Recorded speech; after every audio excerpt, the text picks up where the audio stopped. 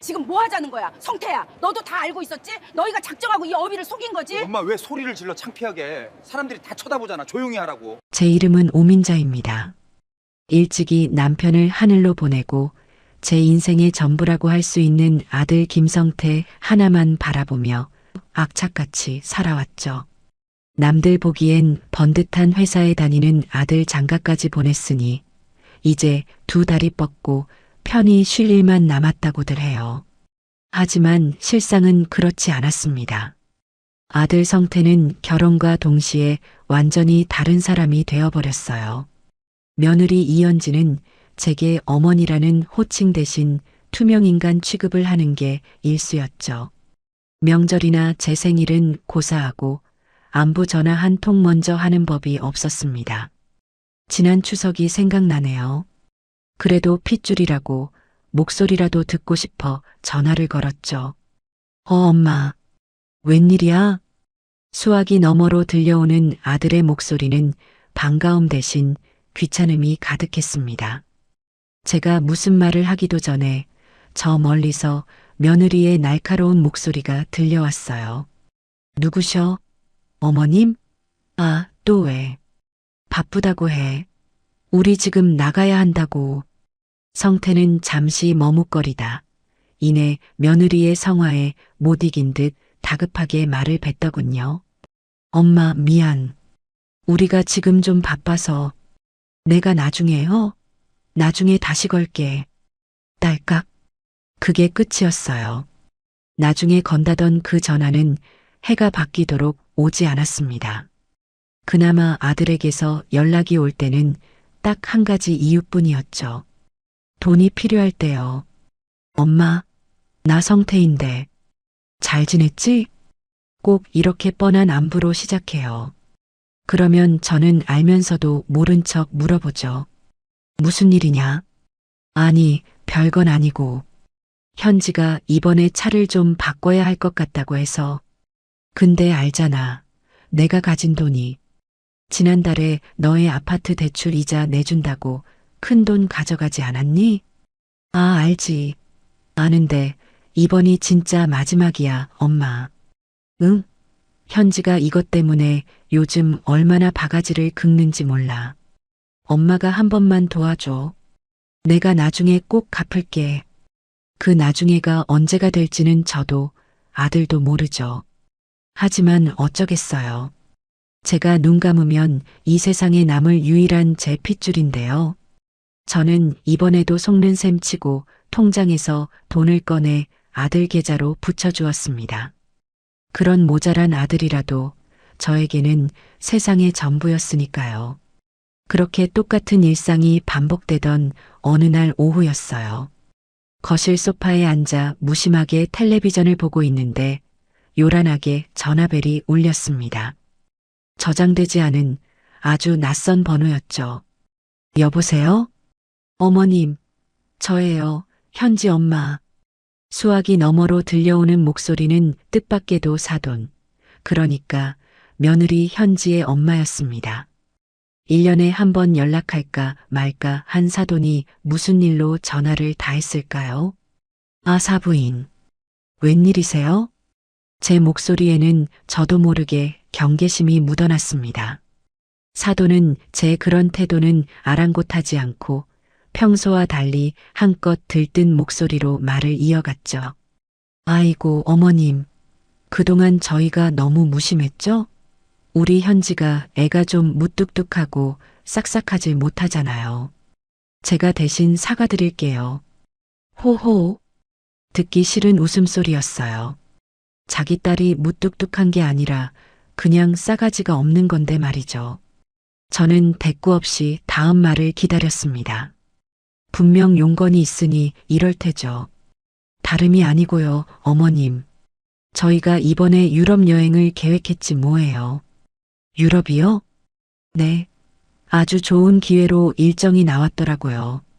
그런데 글쎄, 우리 현지가 뭐라는지 아세요?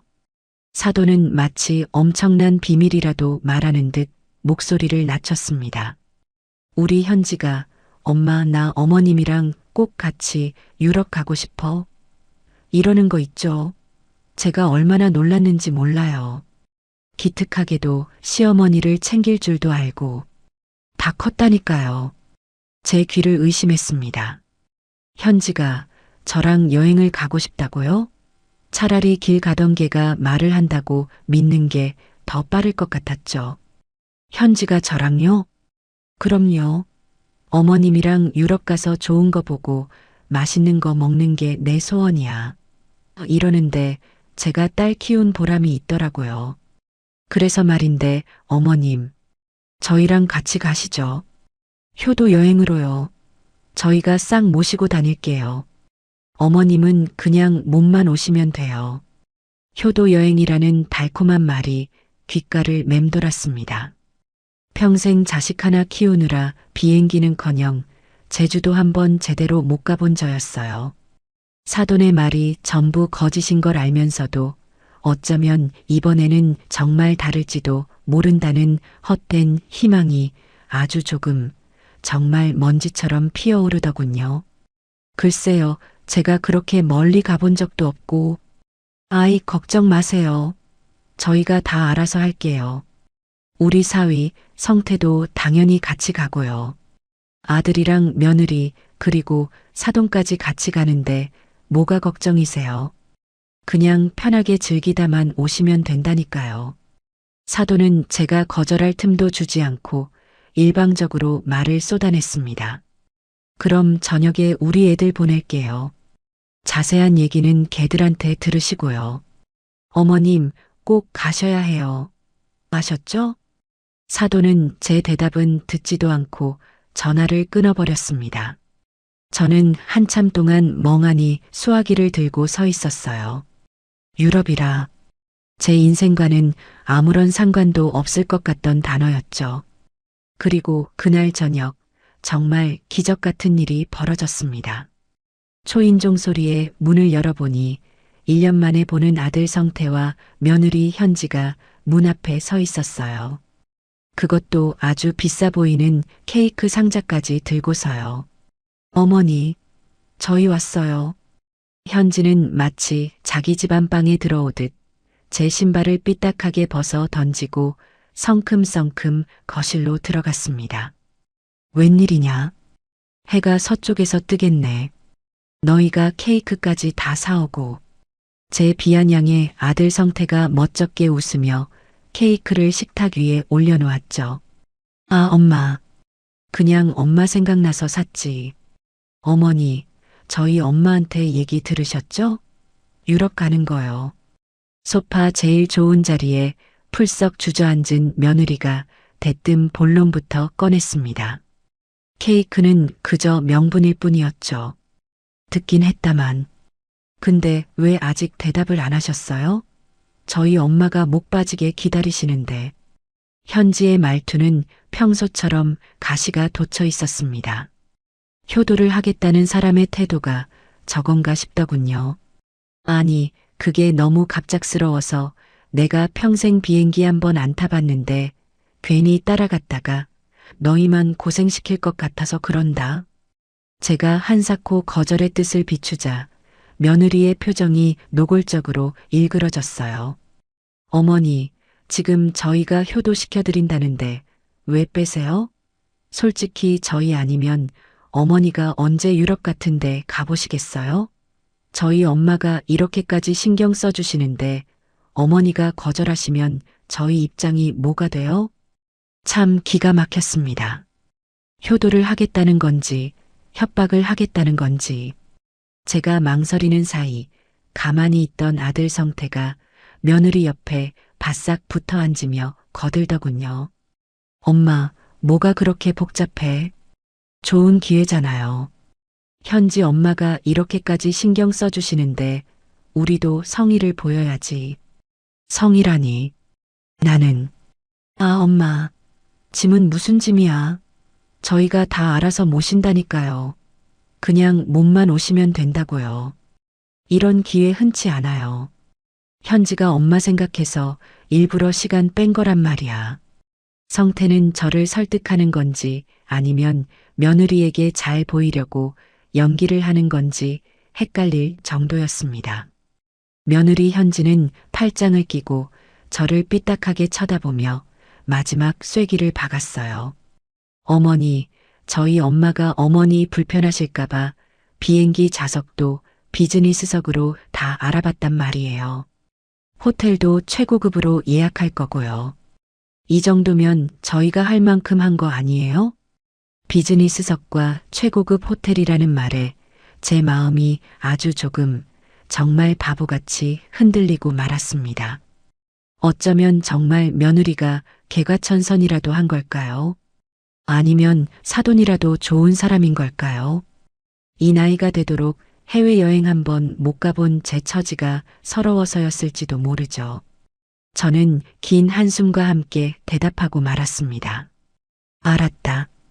그럼 한번 가보지 뭐. 제 대답이 떨어지자마자 현지의 얼굴이 순식간에 환해졌습니다. 물론 그 미소가 저를 향한 것이 아님은 분명했지만요. 잘 생각하셨어요, 어머니. 그럼 얘기 끝났네요.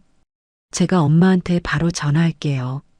현지는 곧바로 휴대폰을 꺼내 사돈에게 전화를 걸기 시작했습니다. 엄마, 어머니 가신대. 응, 내가 잘 말씀드렸지. 그럼 그렇게 예약 진행해. 아들 성태는 그제야 제게 다가와 어깨를 툭툭 쳤습니다. 몇 년 만에 느껴보는 아들의 손길인지 모르겠어요. 엄마, 잘 생각했어. 재밌게 다녀오자. 그럼 우리 이제 가볼게. 뭐? 벌써? 케이크는 먹고 가야지. 아냐, 우리 저녁 약속 있어. 바빠. 케이크는 엄마 다 먹어. 성태와 현지는 사들고 온 케이크는 쳐다보지도 않고 현관으로 향했습니다. 마치 목적을 달성했으니 볼 일 없다는 듯이요. 어머니, 그럼 여권 준비해 두세요. 다음 주에 돈 보내라고 할 때 보내주셔야 하고요. 돈? 무슨 돈? 아, 여행 경비요. 항공권이랑 공동 경비. 그건 나중에 제가 다시 연락드릴게요. 현지는 그 말만 툭 던지고 아들을 재촉해 밖으로 나가버렸습니다. 쾅 하고 닫히는 현관문 소리가 유난히 크게 울렸죠. 저는 텅 빈 거실에 홀로 남아 식탁 위에 놓인 케이크 상자를 바라보았습니다. 달콤한 케이크 대신 아주 쓰고 떫은 무언가를 삼킨 기분이었어요. 하지만 이미 엎질러진 물이었죠. 저는 그렇게 제 인생 최악의 실수를 저지르고 말았습니다. 아들 내외가 쾅 소리를 내며 현관문을 닫고 나간 뒤에도 저는 한참을 그 자리에 우두커니 서 있었어요.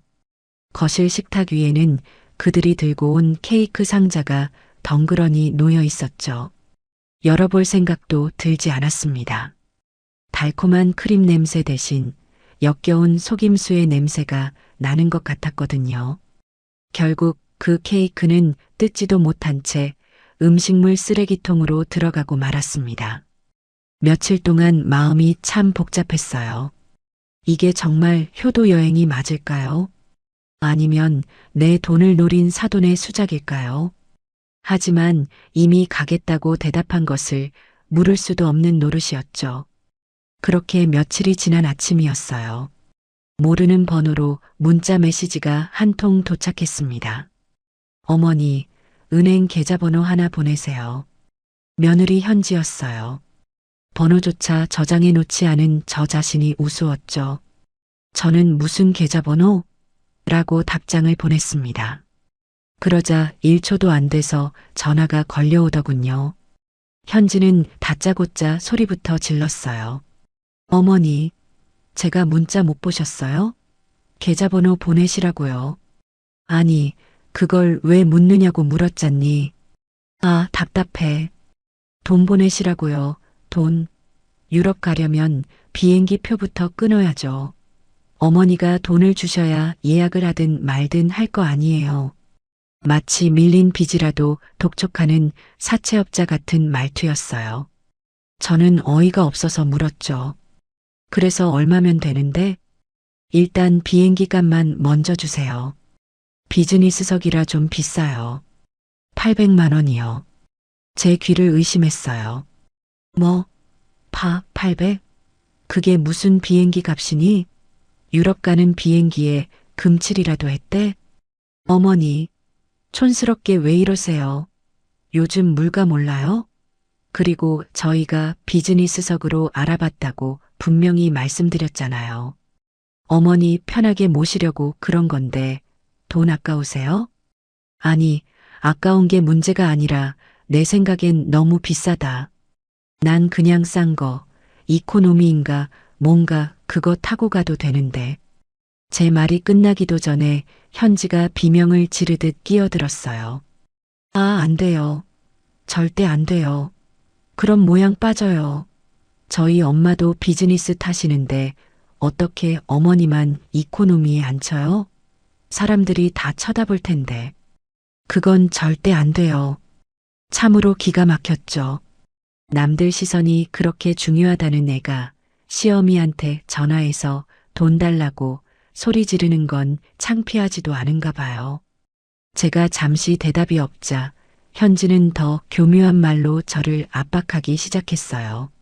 어머니, 설마 돈 없으신 건 아니죠? 저희랑 저희 엄마 거는 이미 다 결제했단 말이에요.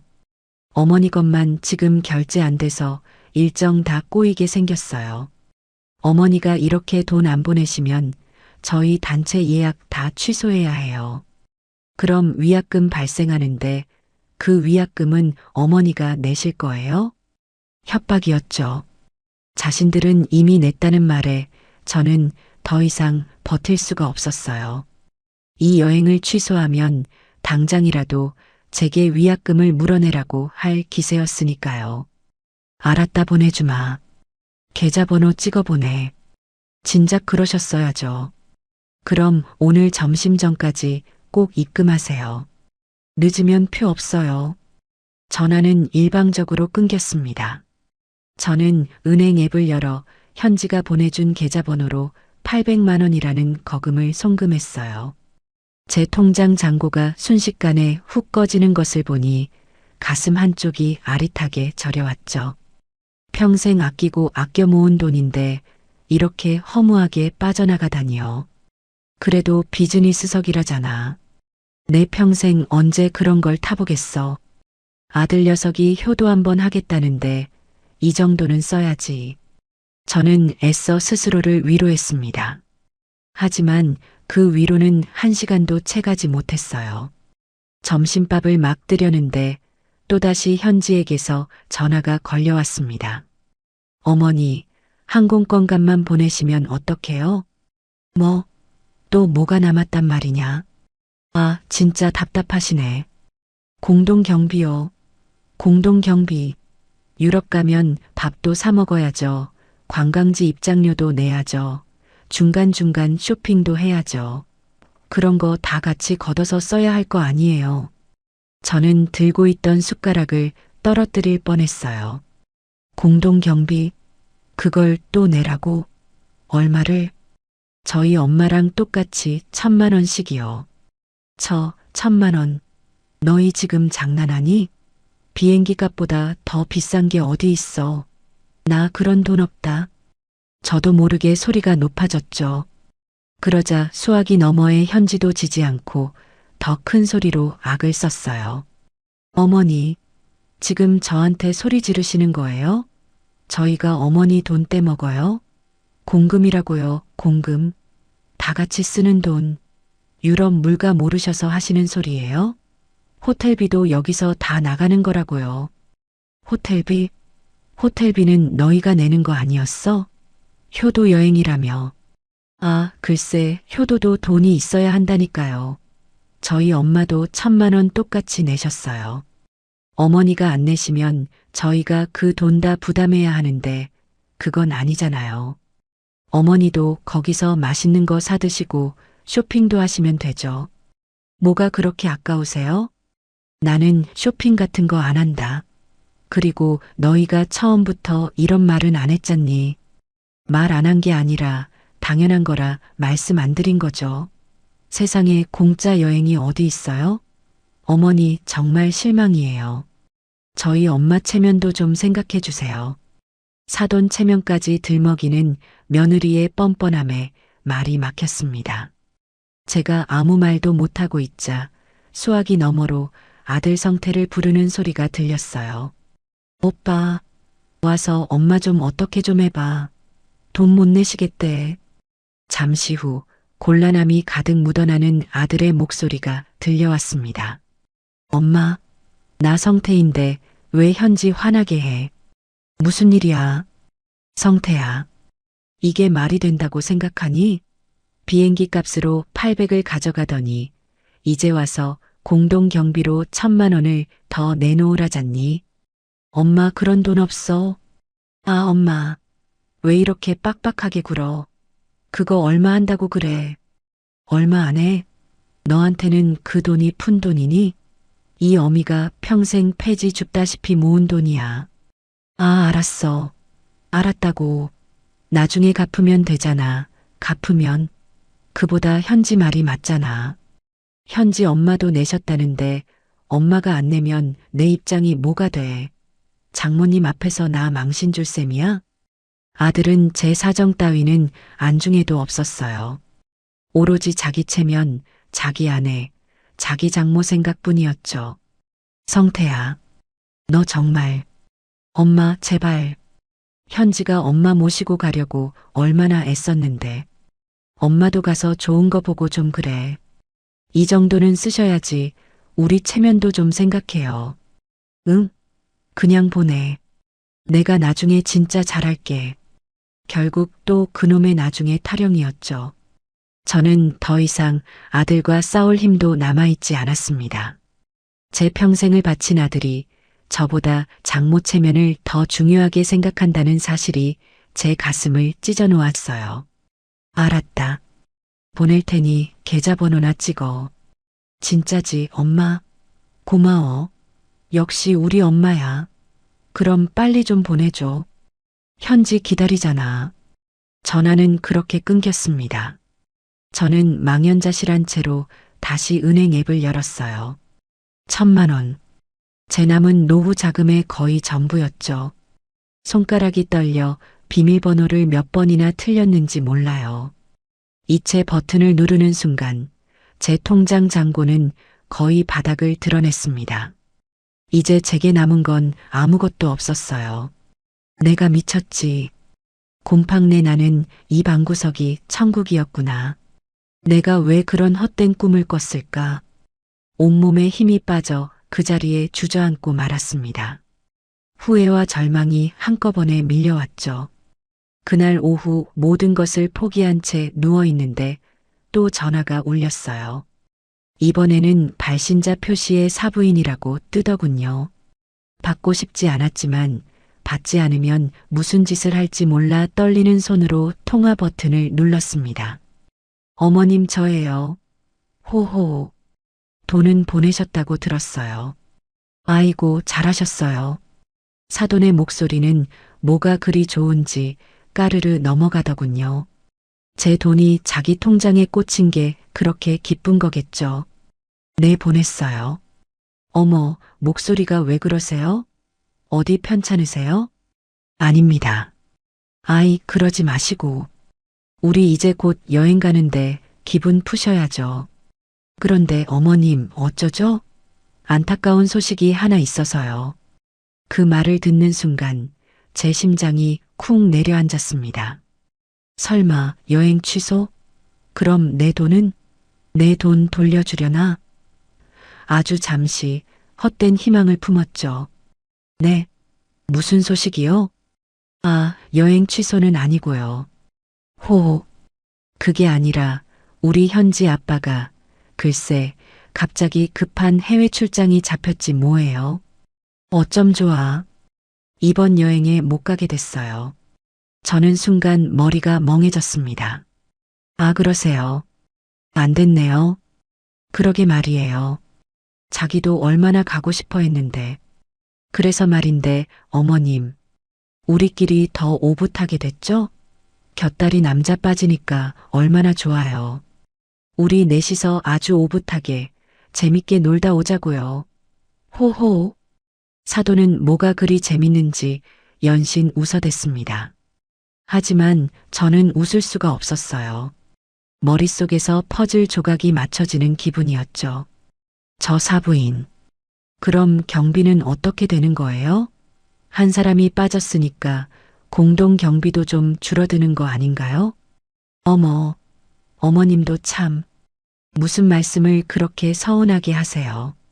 이미 쓴 건 쓴 거죠. 비행기 표도 다 끊었고 호텔도 4인 기준으로 예약해서 위약금 물어야 해요. 그냥 그 돈으로 우리끼리 더 넉넉하게 쓰면 되죠. 그렇죠? 우리 사위가 아주 든든하게 모실 거예요. 아, 그제야 모든 게 분명해졌습니다. 사돈 남편은 처음부터 갈 생각도 없었던 거죠. 그 공동 경비라는 건 순전히 제 돈으로 자기들 모녀와 아들놈까지 호의호식 시키려는 수작이었어요. 결국 내 돈 1,800만 원으로 저들은 비즈니스를 타고 최고급 호텔에 묵으며 랍스터를 썰고 명품 쇼핑을 할 계획이었던 거죠. 저는 그저 돈 대주는 물주, 그 이상도 이하도 아니었습니다. 네, 그러시겠죠.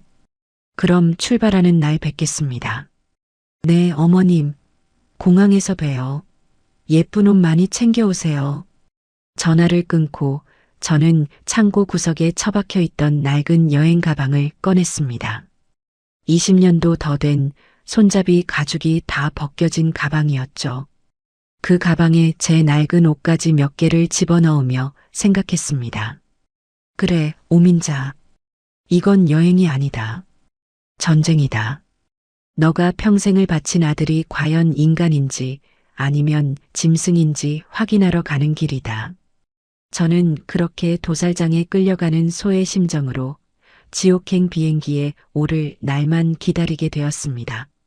드디어 출발하는 날이 밝았습니다. 저는 밤새 한숨도 자지 못했어요. 공항으로 가는 내내 지금이라도 늦지 않았으니 가지 말까 수백 번은 더 고민했죠. 하지만 이미 제 통장을 텅 비게 만든 그 돈이 아까워서라도 이 사기극의 끝을 제 눈으로 확인해야 했습니다. 무거운 캐리어를 끌고 공항 출국장에 들어서자 저 멀리서도 눈에 띄는 세 사람이 보였어요.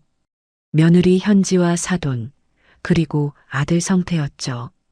제 낡은 옷차림과는 달리 그 세 사람은 머리부터 발끝까지 값비싼 새 옷과 명품 가방으로 치장하고 있었습니다. 제 돈으로 산 것들이겠죠. 어머니, 왜 이렇게 늦으셨어요? 저희 한참 기다렸잖아요. 며느리가 저를 보자마자 인상부터 썼어요. 아들 성태는 제 쪽은 쳐다보지도 않고 연신 장모의 어깨를 주무르며 아양을 떨고 있더군요. 아이고, 우리 장모님. 힘드시죠? 가방 이리 주세요. 제가 다 들게요. 어머, 고마워라. 우리 김서방. 역시 사위밖에 없네. 사돈은 제게 눈길 한 번 주지 않고 성태가 건넨 물을 받아 마셨습니다. 저는 제 무거운 짐가방을 질질 끌고 그들 뒤를 따랐어요. 짐 이리 주세요. 현지가 제 가방을 휙 낚아채듯 가져가더니 수화물 벨트 위에 거칠게 올려놓았습니다. 그리고는 자기들 여권과 제 여권을 챙겨들고 발권 창구로 쪼르르 달려갔죠. 저는 그저 뒤에서 기다릴 수밖에 없었어요. 손님 4분, 좌석 확인해 드리겠습니다. 파리행 비즈니스석 3분, 이코노미석 1분 맞으신가요? 창구 직원의 말에 제 머릿속이 하얗게 변했습니다. 방금 뭐라고 하셨어요? 이코노미라고요? 그게 무슨 소리예요? 제가 놀라 소리치자 주변 사람들이 전부 저희 쪽을 쳐다봤어요. 며느리 현지가 얼굴이 울그락불그락해져서 제 팔을 세게 잡아 끌더군요. 어머니, 조용히 좀 하세요. 창피하게 왜 이러세요? 너가 지금 나더러 조용히 하라고 했니? 이게 무슨 짓이야? 너가 분명히 나도 비즈니스라고 그래서 800만 원이나 받아갔잖니. 제 목소리는 분노로 떨리고 있었습니다. 하지만 현지는 눈 하나 깜짝하지 않고 뻔뻔하게 대꾸했어요. 아, 그랬는데요. 그 사이에 비즈니스가 만석이 됐지 뭐예요. 어쩔 수 없잖아요. 그래도 도착지는 같아요. 뭘 그렇게 따지세요? 정말 촌스럽게. 거짓말. 너희가 처음부터 나만 빼고 예약한 거지. 내 돈 내놔. 당장 내 돈 돌려줘. 제가 언성을 높이자 사돈이 점잖은 척 한마디 거들었어요. 어머님. 왜 이러세요? 우리 현지가 일부러 그랬겠어요? 사정이 생겼다잖아요. 그냥 좀 이해하고 넘어가세요. 다 같이 좋은 여행 가는데 시작부터 분위기 망치지 마시고요. 사부인, 이건 이해하고 말고의 문제가 아닙니다. 이건 사기예요. 제가 씩씩대며 항의하는 순간 가만히 장모 뒤에 숨어있던 아들 성태가 제 앞을 가로막았습니다. 그러고는 저를 한쪽 구석으로 거칠게 끌고 가더군요. 엄마, 왜 소리를 질러 창피하게. 사람들이 다 쳐다보잖아. 성태야, 너도 다 알고 있었지. 너희가 작정하고 이 어미를 속인 거지. 아, 좀 조용히 좀 하라고. 성태는 짜증이 극에 달한 얼굴로 제 입을 막았습니다. 엄마, 그냥 좀 참아. 장모님이 다리 아프셔서 비즈니스 꼭 타셔야 해.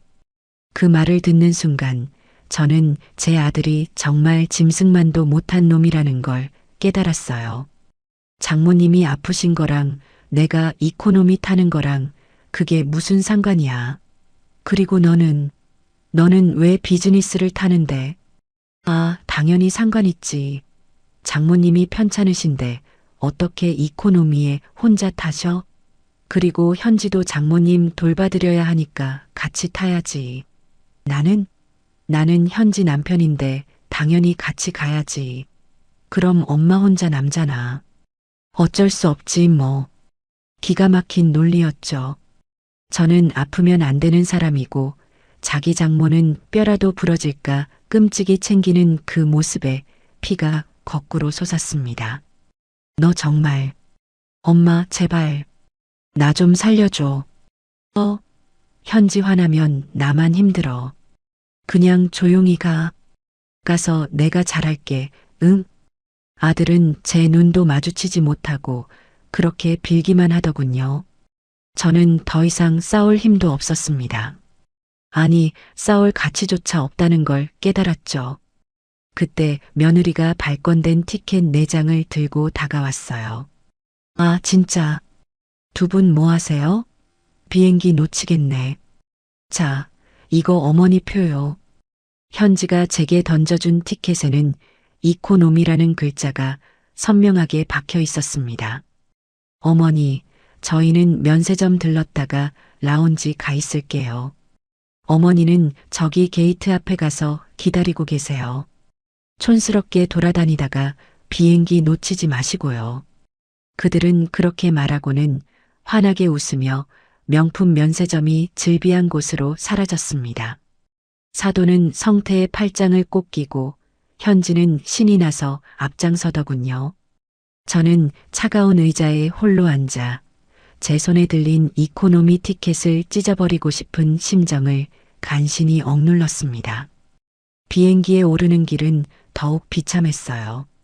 저는 긴 줄을 서서 이코노미석으로 향했지만 그들은 우선 탑승으로 저보다 먼저 비즈니스석으로 들어갔죠.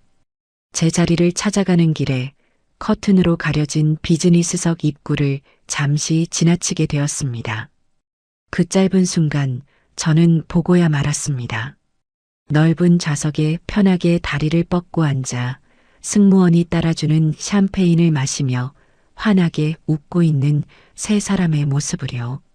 그들은 제가 그 앞을 지나가는 것조차 알지 못했습니다. 아니, 설령 알았다고 해도 아는 척도 하지 않았겠죠. 저는 좁아터진 이코노미 중간 좌석에 몸을 구겨 넣었습니다. 양옆에는 덩치 큰 외국인들이 앉아 있었죠. 12시간이 넘는 비행은 그야말로 지옥이었습니다. 등받이는 뒤로 넘어가지도 않고 다리는 퉁퉁 붓고 허리는 끊어질 것 같았어요. 기내식으로 나온 딱딱한 빵을 씹으며 저 커튼 너머에서 스테이크를 썰고 있을 그들을 생각하니 분노가 치밀어 올랐죠. 중간에 화장실이라도 가려고 일어섰을 때였어요. 비행기가 흔들리는 바람에 잠시 비즈니스석 커튼을 붙잡았는데 그 틈으로 그들의 모습이 다시 보였습니다. 세 사람 모두 좌석을 180도로 눕히고 두꺼운 이불을 덮은 채 편안하게 잠들어 있더군요. 그 평화로운 얼굴을 보니 제 속은 더욱 부글부글 끓어올랐습니다. 저는 화장실 앞에서 잠시 기다리며 혹시나 하는 마음에 비싼 기내 와이파이를 잠깐 연결해 봤어요. 아들놈에게 문자라도 보내서 이게 너희가 말한 효도냐고 따지고 싶었거든요. 그런데 와이파이가 연결되자마자 며느리 현지의 SNS에서 세계심을 알림이 울렸습니다. 무심코 그걸 눌러본 저는 제 눈을 의심해야 했어요. 그것은 현지가 비행기 이륙 직전에 올린 사진이었습니다. 현지와 성태, 그리고 사돈이 비즈니스석에서 샴페인 잔을 부딪히며 환하게 웃고 있는 셀카였죠. 그리고 그 밑에 달린 글은 제 가슴에 비수를 꽂았습니다. 드디어 간다. 지긋지긋한 일상 탈출. 해시태그 유럽 여행, 해시태그 효도 관광, 해시태그 엄마랑, 해시태그 남편이랑, 해시태그 사랑해, 해시태그 힐링타임. 효도 관광. 그 단어가 제 눈을 후벼 팠습니다. 저를 이코노미 구석에 처박아 놓고 자기들끼리 즐기는 게 효도 관광이었던 거죠. 그들이 사랑하는 엄마는 장모님이었고요. 저는 그저 그들의 힐링타임을 위한 돈줄, 그 이상도 이하도 아니었습니다. 사진첩에는 더 기가 막힌 사진들도 많았어요. 공항 라운지에서 비싼 음식을 먹는 사진, 면세점에서 산 명품 가방을 들고 찍은 사진까지 전부 제 돈으로 이룬 호사였죠. 저는 조용히 와이파이를 껐습니다. 그리고 제자리로 돌아와 눈을 감았어요. 더 이상 분노도 슬픔도 느껴지지 않았습니다. 그저 차가운 결심만이 제 머릿속을 가득 채웠죠. 그래, 실컷 즐겨라. 그게 너희의 마지막 만찬이 될 테니까. 저는 남은 비행 시간 내내 이 지옥 같은 여행이 끝난 뒤 제가 해야 할 일들을 하나하나 차분하게 계획하기 시작했습니다. 길고 긴 비행이 끝나고 비행기는 드디어 파리 공항에 도착했습니다. 비즈니스석에 탔던 그들은 당연히 저보다 먼저 비행기에서 내렸죠. 저는 퉁퉁 부은 다리를 이끌고 무거운 몸으로 한참을 걸어 입국 심사장에 도착했습니다.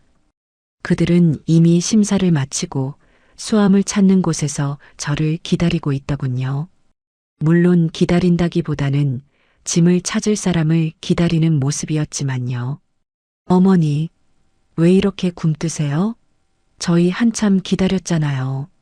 며느리 현지가 짜증 섞인 목소리로 저를 다그쳤습니다. 저는 대꾸할 힘도 없어 그들을 지나쳐 수화물 벨트 앞으로 다가갔어요. 잠시 후 제 낡은 가방 하나와 그들의 번쩍이는 새 명품 캐리어 5개가 줄지어 나오기 시작했습니다. 저는 제 가방을 힘겹게 끌어내렸어요. 허리가 억소리 나게 아팠죠. 하지만 아들 성태는 제 쪽은 쳐다보지도 않았습니다. 그는 오로지 장모에게로 달려가더군요. 아, 장모님, 힘드시죠? 이런 건 제가 다 들어야죠.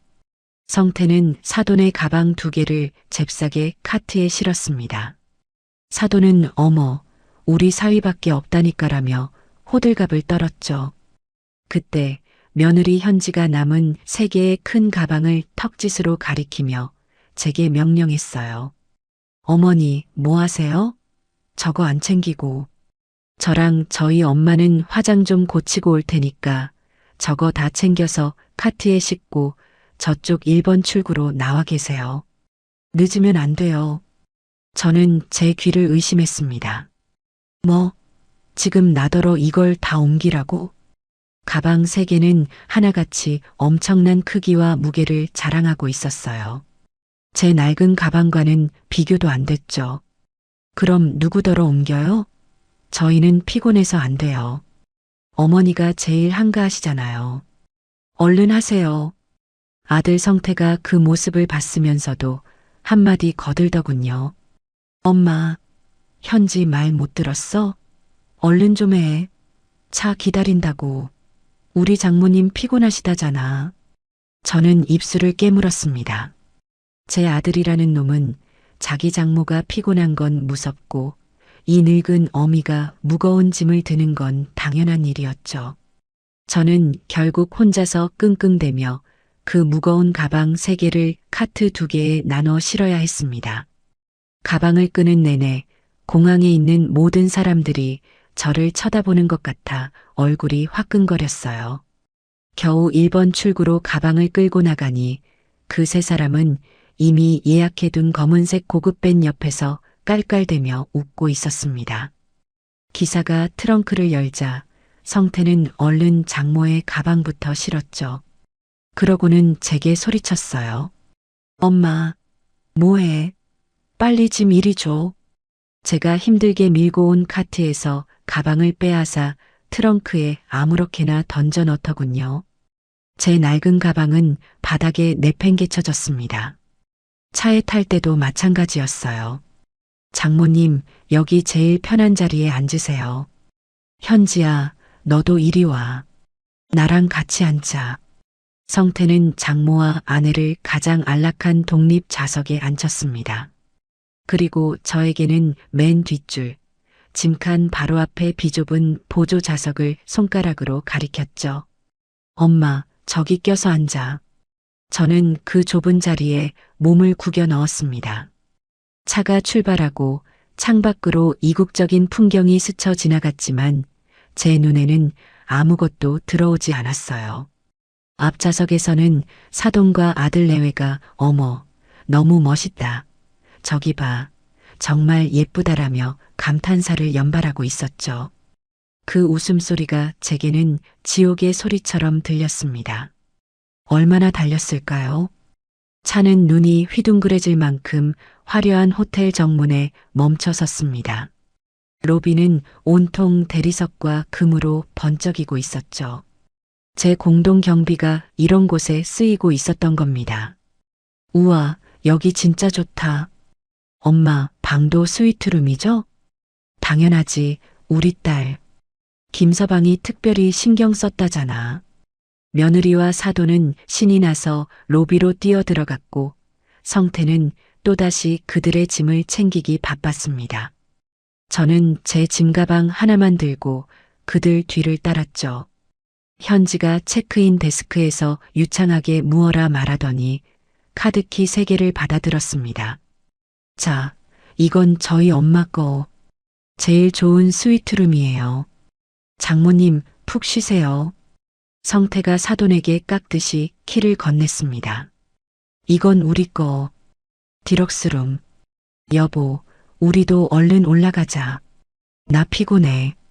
현지가 성태의 팔짱을 꼈습니다. 저는 가만히 서서 그 모습을 지켜봤죠. 전에 방은 어디냐? 제가 묻자 현지는 그제야 제가 생각났다는 듯이 귀찮은 표정을 지었습니다. 아, 맞다. 어머니 방.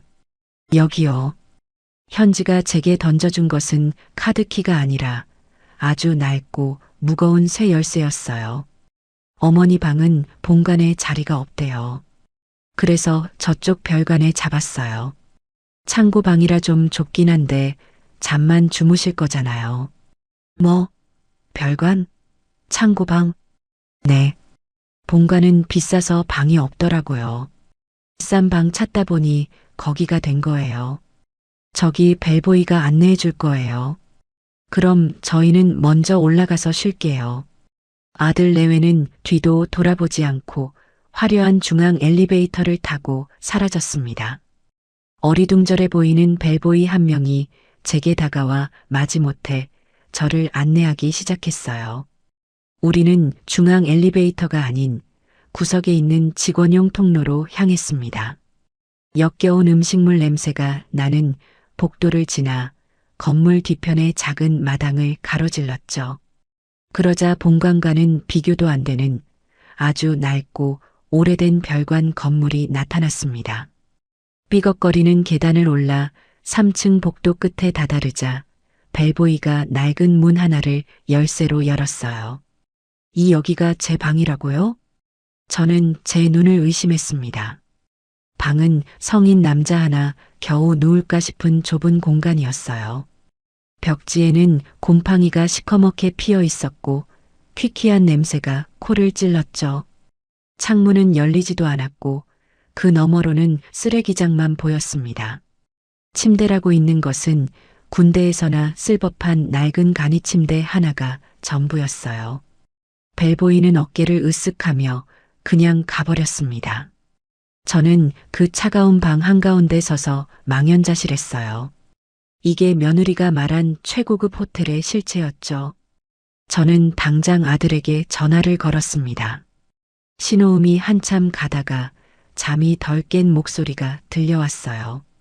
아, 왜 엄마? 성태야, 너희 지금 이게 무슨 짓이야? 너희는 스위트룸, 디럭스룸에서 자면서 이 어미는 이런 곰팡이 나는 창고에서 재우는 게 너희가 말한 효도니? 아, 엄마. 그게 현지가 알아서 한 거라 난 잘 몰라. 그냥 좀 참아. 잠만 자는 건데 뭐 어때? 뭐가 어때? 내 돈으로 너희는 천국에서 자고 나는 지옥에서 자는데 그게 할 소리야. 그때 수화기 너머로 며느리의 짜증 섞인 목소리가 끼어들었습니다. 아, 진짜. 누구야? 잠 좀 자자. 어머니예요? 아, 왜 또 전화하세요? 쉬려는데. 현지가 아들의 전화를 빼앗아 들고 소리쳤습니다. 현지야, 너가 나한테 준 방, 이건 방이 아니야. 이건 짐승 우리야. 어머니, 어차피 잠만 주무실 거잖아요. 뭘 그렇게 따지세요? 거기도 돈 다 낸 방이에요. 그리고 본가는 비싸서 방이 없었다고요. 비싼 방 찾다 보니 거기가 된 거예요. 어머니가 돈 더 내시든가요. 시끄러우니까 끊어요. 딸깍. 전화는 무정하게 끊겼습니다. 저는 차가운 곰팡이 냄새 속에서 혼자 울었습니다. 내 피 같은 공동 경비는 저들의 스위트룸을 위해 쓰이고 저는 짐승만도 못한 취급을 받고 있었죠. 그렇게 얼마나 지났을까요? 저녁이 되어 현지에게서 문자 한 통이 왔습니다. 7시. 로비로 나오세요. 저녁 먹게. 명령이었죠. 저는 씻지도 못하고 낡은 옷 그대로 로비로 나갔습니다. 그 세 사람은 이미 화려한 저녁 식사 복장으로 갈아입고 저를 기다리고 있더군요. 그들은 제 꾀죄죄한 모습을 위아래로 훑어보더니 노골적으로 인상을 썼습니다. 어머니, 옷이 그게 뭐예요? 촌스럽게. 아, 진짜 창피하다. 빨리 가요. 현지가 앞장서고 성태와 사돈이 그 뒤를 따랐습니다. 저는 또다시 그들 뒤를 따라가야 했죠. 식당은 호텔 1층에 있는 눈이 부시게 화려한 5성급 레스토랑이었습니다. 턱시도를 입은 지배인이 우리를 안내했죠. 자리에 앉자 종업원이 두꺼운 메뉴판을 가져다 주었습니다. 온통 알아볼 수 없는 외국어로 가득 차 있었죠. 저는 글자를 읽을 수도 그게 무슨 음식인지 알 수도 없었어요.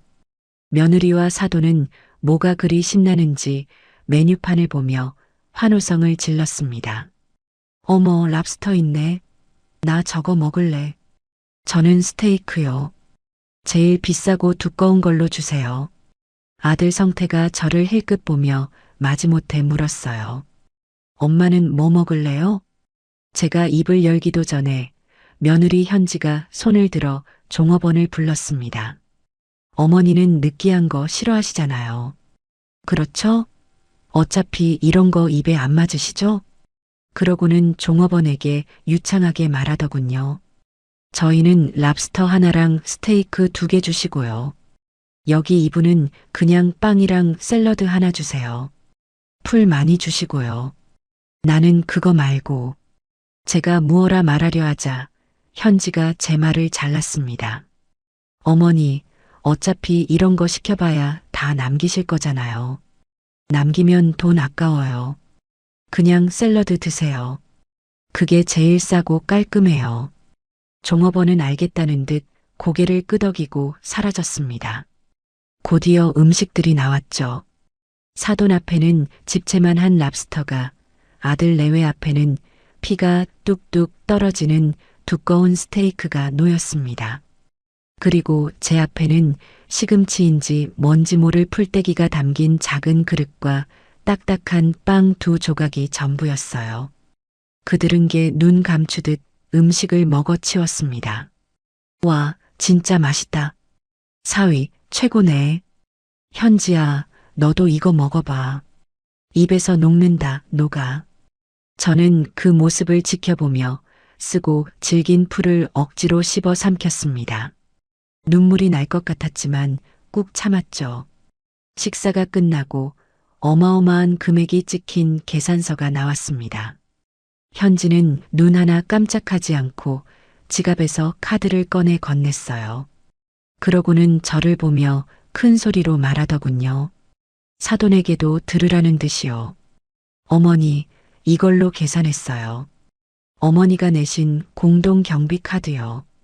어차피 어머니는 샐러드밖에 안 드셨으니까 저희라도 비싼 거 먹어야 뽕을 뽑죠. 안 그래요? 호호. 사돈도 맞장구를 쳤습니다. 어머, 우리 현지가 아주 야무져. 그래, 이럴 때 아니면 언제 이런 걸 먹어보겠니? 어머님 덕분에 저희가 포식하네요. 제 피 같은 돈이 저들의 랍스터와 스테이크가 되어 사라지는 순간이었죠. 저는 그날 밤 곰팡내 나는 차가운 창고 방으로 돌아와 맹세했습니다. 그래, 실컷 먹어라. 실컷 즐겨. 이 여행이 끝나는 날 너희와 나의 인연도 완전히 끝날 테니 너희가 오늘 나에게 준 이 굴욕과 모멸감 나는 반드시 1000배, 10,000배로 돌려줄 것이다. 제 두 번째 인생은 바로 이 지옥 같은 파리의 창고 방에서 시작되고 있었습니다. 지옥 같던 첫날 밤이 지나고 곰팡내 나는 창고 방에서 겨우 눈을 떴어요. 밤새 딱딱한 간이 침대에서 뒤척이느라 온몸이 쑤시고 뼈마디가 아팠죠. 창문 같지도 않은 창문 틈으로 희미하게 빛이 들어왔지만 방 안은 여전히 어둡고 축축했어요. 저는 그 차가운 방바닥에 주저앉아 한참을 울었습니다. 내 피 같은 돈으로 저들은 스위트룸에서 꿀잠을 자고 나는 이게 무슨 꼴인가 싶어서요. 그때 주머니 속에서 휴대폰이 요란하게 울렸습니다. 며느리 현지였죠. 어머니, 아직도 주무세요? 지금 몇 시인 줄 알아요? 저희 벌써 조식 다 먹고 로비에서 기다리고 있잖아요. 저는 시계를 보고 깜짝 놀랐어요. 현지 시각으로 아침 8시가 겨우 넘어 있었죠. 아니 벌써? 너희는 조식도 먹었니? 나는. 어머니 방은 조식 포함 안 되어 있어요. 제일 싼 방이라서요. 어차피 뷔페 같은 거 입에 안 맞으시잖아요. 그러니까 빨리 준비하고 로비로 나오세요. 오늘 쇼핑 가야 한단 말이에요. 딸깍. 또 일방적으로 전화가 끊겼습니다. 저는 굶주린 배를 움켜쥐고 세수도 겨우 한 채 로비로 나갔어요. 로비는 아침 햇살을 받아 더욱 눈이 부셨죠. 그 세 사람은 이미 완벽하게 차려입고 소파에 앉아 저를 기다리고 있었습니다. 특히 사돈과 며느리는 어제와는 또 다른 명품 가방을 들고 있더군요. 아, 진짜 굼뜨시네. 어머니 때문에 늦었어요. 빨리 가요. 현지가 저를 보자마자 삿대질을 하며 앞장섰습니다. 어제 탔던 그 검은색 밴이 다시 호텔 앞에 대기하고 있었어요. 물론 저는 이번에도 맨 뒷좌석, 짐칸 옆 보조의자에 쭈그려 앉아야 했죠. 차가 도착한 곳은 듣기만 해도 어마어마한 명품들이 즐비하다는 파리의 유명한 쇼핑거리였어요. 길거리에는 저 같은 사람은 감히 들어가 보지도 못할 화려한 가게들이 끝도 없이 이어져 있었죠. 우와, 엄마. 나 저기 가볼래. 신상 들어왔대. 현지가 사돈의 팔을 끌고 가장 크고 화려한 매장 안으로 뛰어들어갔습니다. 아들 성태는 당연하다는 듯이 그 뒤를 따랐고요. 저는 어쩔 수 없이 그들을 따라 매장 안으로 들어갔죠. 어머니, 촌스럽게 두리번거리지 마세요. 여기 물건 만지면 다 돈 내야 해요. 현지가 제게 핀잔을 주더니 곧바로 점원에게 달려가 유창한 외국어로 이것저것 물어보기 시작했습니다. 사돈과 며느리는 신이 나서 가방을 들어보고 옷을 입어보고 구두를 신어보느라 정신이 없었어요. 어머, 현지야, 이거 너무 예쁘다. 이거 하나 살까? 엄마, 그거보다 이게 더 낫지 않아? 이게 이번 신상이래. 아들 성태는 그들 옆에 딱 붙어서 거울을 봐주며 아양을 떨더군요. 아이고, 장모님. 너무 잘 어울리세요. 역시 패션 감각이 남다르시다니까요. 우리 현지는 뭘 입어도 예쁘지. 모델 같네, 모델. 저는 그들 뒤에서 멀찍이 떨어져 서 있었습니다. 제가 입은 낡은 스웨터와 그들의 번쩍이는 실크 블라우스는 같은 공간에 있다는 것 자체가 어색할 정도였죠. 한참을 구경하던 현지가 드디어 마음에 드는 가방을 찾았는지 환호성을 질렀어요. 찾았다. 엄마, 나 이걸로 할래. 오빠, 이거 어때? 예쁘지? 어우, 예쁘다. 우리 현지한테 딱이네. 그럼 이걸로 계산할게요. 현지가 당당하게 카운터로 걸어가더니 지갑에서 익숙한 카드를 꺼내 점원에게 내밀었습니다. 제 돈으로 만든 공동 경비 카드였죠. 저는 도저히 참을 수가 없어서 그쪽으로 다가갔습니다. 잠깐, 현지야. 너 지금 그걸로 계산하는 거니? 제 목소리에 현지가 어이없다는 듯이 저를 휙 돌아봤어요. 네. 그럼 뭘로 해요? 그건 우리 다 같이 쓰기로 한 공동 경비 아니었니? 너의 가방을 사라고 낸 돈이 아니잖니. 제 말에 매장 안에 있던 모든 사람들의 시선이 저희에게로 쏠렸습니다. 현지의 얼굴이 새빨갛게 달아올랐죠. 어머니, 지금 뭐 하시는 거예요?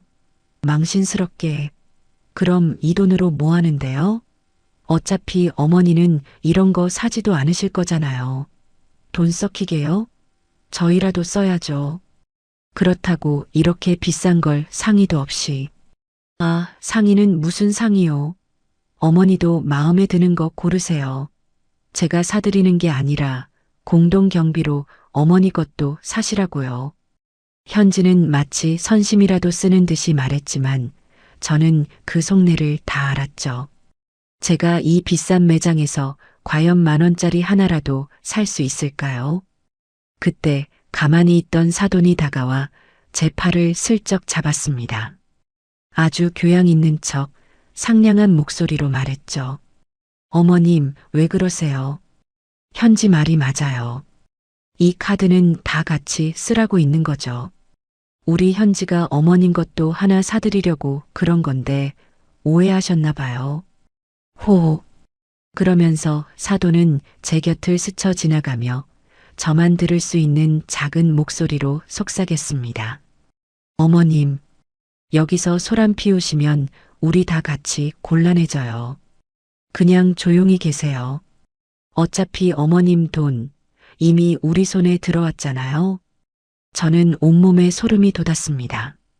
이 모든 게 처음부터 계획된 사기극이라는 걸 다시 한번 확인하는 순간이었죠. 자, 어머님도 하나 고르세요. 이 스카프 예쁘네요. 이거라도 하나 하실래요? 사돈이 제게 집어준 것은 매장에서 가장 작고 값싼 실크 스카프였습니다. 마치 개에게 뼈다귀 하나 던져주는 듯한 태도였죠. 저는 그 손을 뿌리쳤습니다. 됐습니다. 나는 아무것도 필요 없어요. 어머, 그러세요? 그럼 할 수 없죠. 현지야, 그냥 우리 것만 계산해.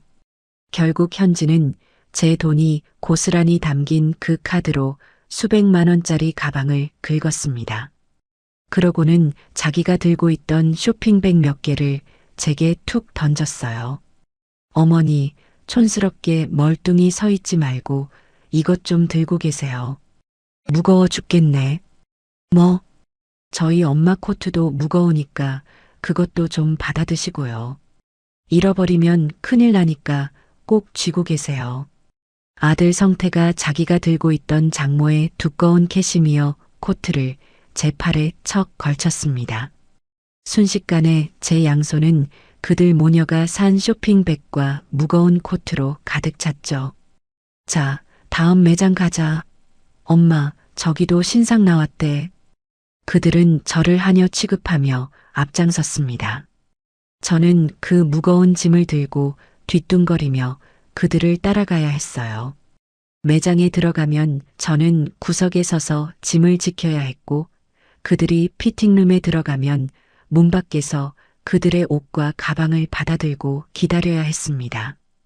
어머니, 다리 아프게 거기 서 있지 마시고 밖에 나가 계세요. 좁아 죽겠는데. 며느리는 제가 자기 시야에 있는 것조차 싫다는 듯이 저를 매장 밖으로 내쫓았습니다.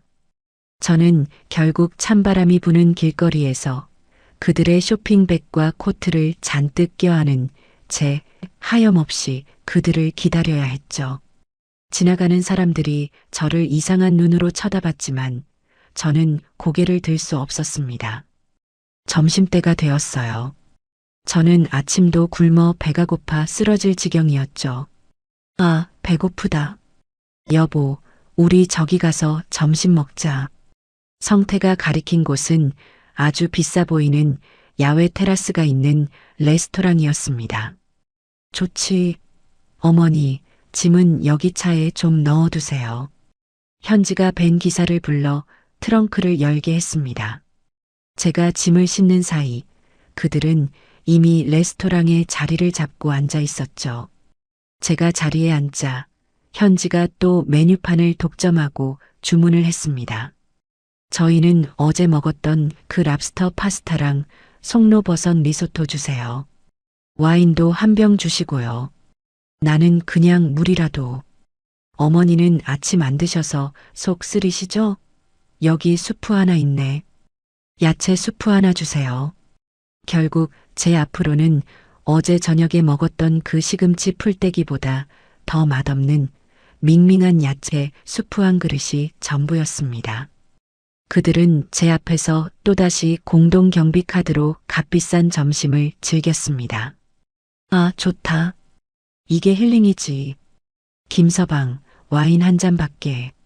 이번 여행은 정말 김서방 덕분이야. 아닙니다, 장모님. 맛있게 드세요. 저는 그 모습을 지켜보며 꾸역꾸역 수프를 넘겼습니다.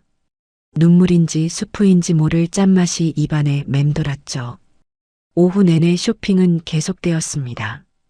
제 손에는 쇼핑백이 점점 더 늘어났고 제 다리는 감각이 없을 정도로 아파왔어요. 마지막 매장에서 나올 때쯤 저는 정말 길바닥에 주저앉고 싶었습니다. 그때 제 눈의 길 건너편에 있는 작은 기념품 가게가 들어왔어요. 에펠탑 모형 열쇠고리, 예쁜 그림이 그려진 엽서 같은 것들을 파는 곳이었죠. 결혼하고 얼굴도 제대로 못 본 제 손주들 생각이 났습니다. 그래도 여기까지 왔는데 우리 강아지들 선물이라도 하나 사가야지. 저는 저도 모르게 그 가게 쪽으로 발걸음을 옮겼습니다. 제 주머니에는 비상금으로 챙겨온 현금 몇만 원이 있었죠.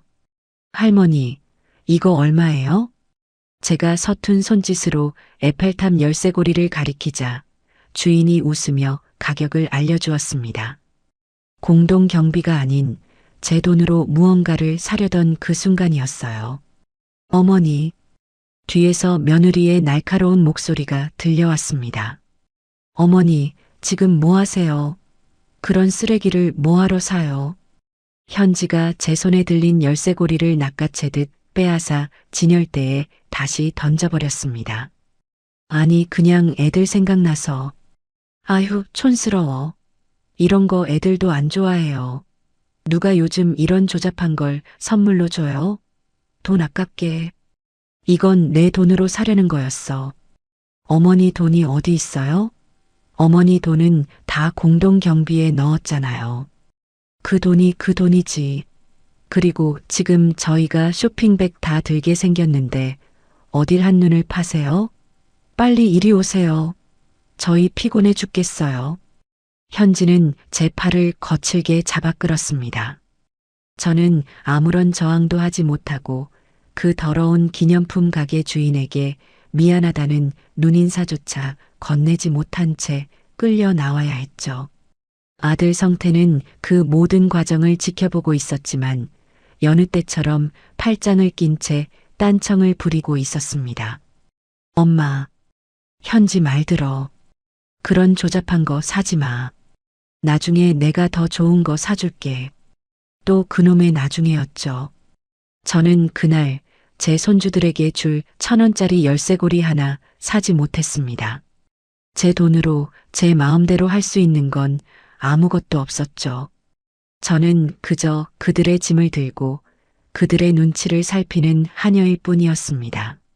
쇼핑 지옥에서 벗어난 다음 날 아침이 밝았어요. 저는 어제 입은 옷 그대로 곰팡내 나는 침대에 쓰러져 잠들었다가 또다시 며느리의 모닝콜에 억지로 눈을 떴습니다. 어머니, 9시까지 로비로 나오세요. 오늘 관광 가는 날이니까 늦으시면 국물도 없어요. 일방적인 통보였죠. 저는 굶주린 배를 움켜쥐고 시간 맞춰 로비로 나갔습니다. 그 세 사람은 어제 산 명품 옷들로 한껏 치장하고 저를 기다리고 있더군요. 어머니, 오늘은 하루 종일 걸어야 해요. 루브르 박물관 갔다가 베르사유 궁전도 가야 하거든요. 현지가 아주 중요한 일정이라도 되는 듯이 말했어요. 제 평생 이름만 들어봤던 그런 곳들을 간다니 어제 쇼핑 지옥보다는 낫겠다 싶었죠.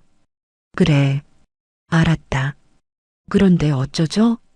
사돈이 아주 안타깝다는 듯이 하지만 입꼬리는 미묘하게 올라간 채로 입을 열었습니다. 어머님은 다리 아프시잖아요. 어제 보니까 걷는 것도 힘들어 하시던데. 아닙니다. 저 괜찮아요. 갈 수 있어요. 아니요, 어머님. 저희가 볼 땐 안 괜찮으세요. 현지가 제 말을 단호하게 잘랐습니다. 거기 가면 하루에 몇만 보씩 걸어야 해요. 계단도 엄청 많고요. 어머니 걸음으로 거길 어떻게 따라다녀요? 저희는 투어 예약해서 빨리빨리 움직여야 한단 말이에요. 아들 성태가 그 말을 거들었죠. 맞아, 엄마. 엄마는 그냥 호텔 로비에서 쉬고 계세요. 괜히 따라 나섰다가 중간에 주저앉으면 우리 일정 다 꼬여요. 저희만 빨리, 정말 빨리 사진만 찍고 돌아올게요. 나도 같이 가고 싶다. 나도 박물관 구경하고 싶은데. 어머니, 고집 부리지 마세요. 현지가 소리를 빽 질렀습니다. 어머니가 거기 가셔서 뭘 아신다고 구경을 하세요? 그림 봐도 뭐가 뭔지 모르실 거잖아요. 그냥 얌전히 여기서 커피나 드시고 계세요. 저희 발목 잡지 마시고요. 그들은 저를 로비에 있는 비싸 보이는 카페 의자에 억지로 앉혔습니다. 여기서 꼼짝 말고 기다리세요. 저희 다녀올 때까지 싸돌아다니지 마시고요. 아셨죠? 사돈은 어머님, 저희 다녀올게요라며 가식적인 인사를 건넸고 성태는 제 눈도 마주치지 않고 그들 모녀를 챙겨 밖으로 나갔습니다. 또 그 검은색 벤이 그들을 싣고 떠났어요. 저는 그 거대하고 화려한 호텔 로비에 홀로 남겨졌습니다. 완벽하게 차려입은 사람들 사이에서 곰팡내 나는 방에서 막 나온 제 행색은 너무나도 초라했죠.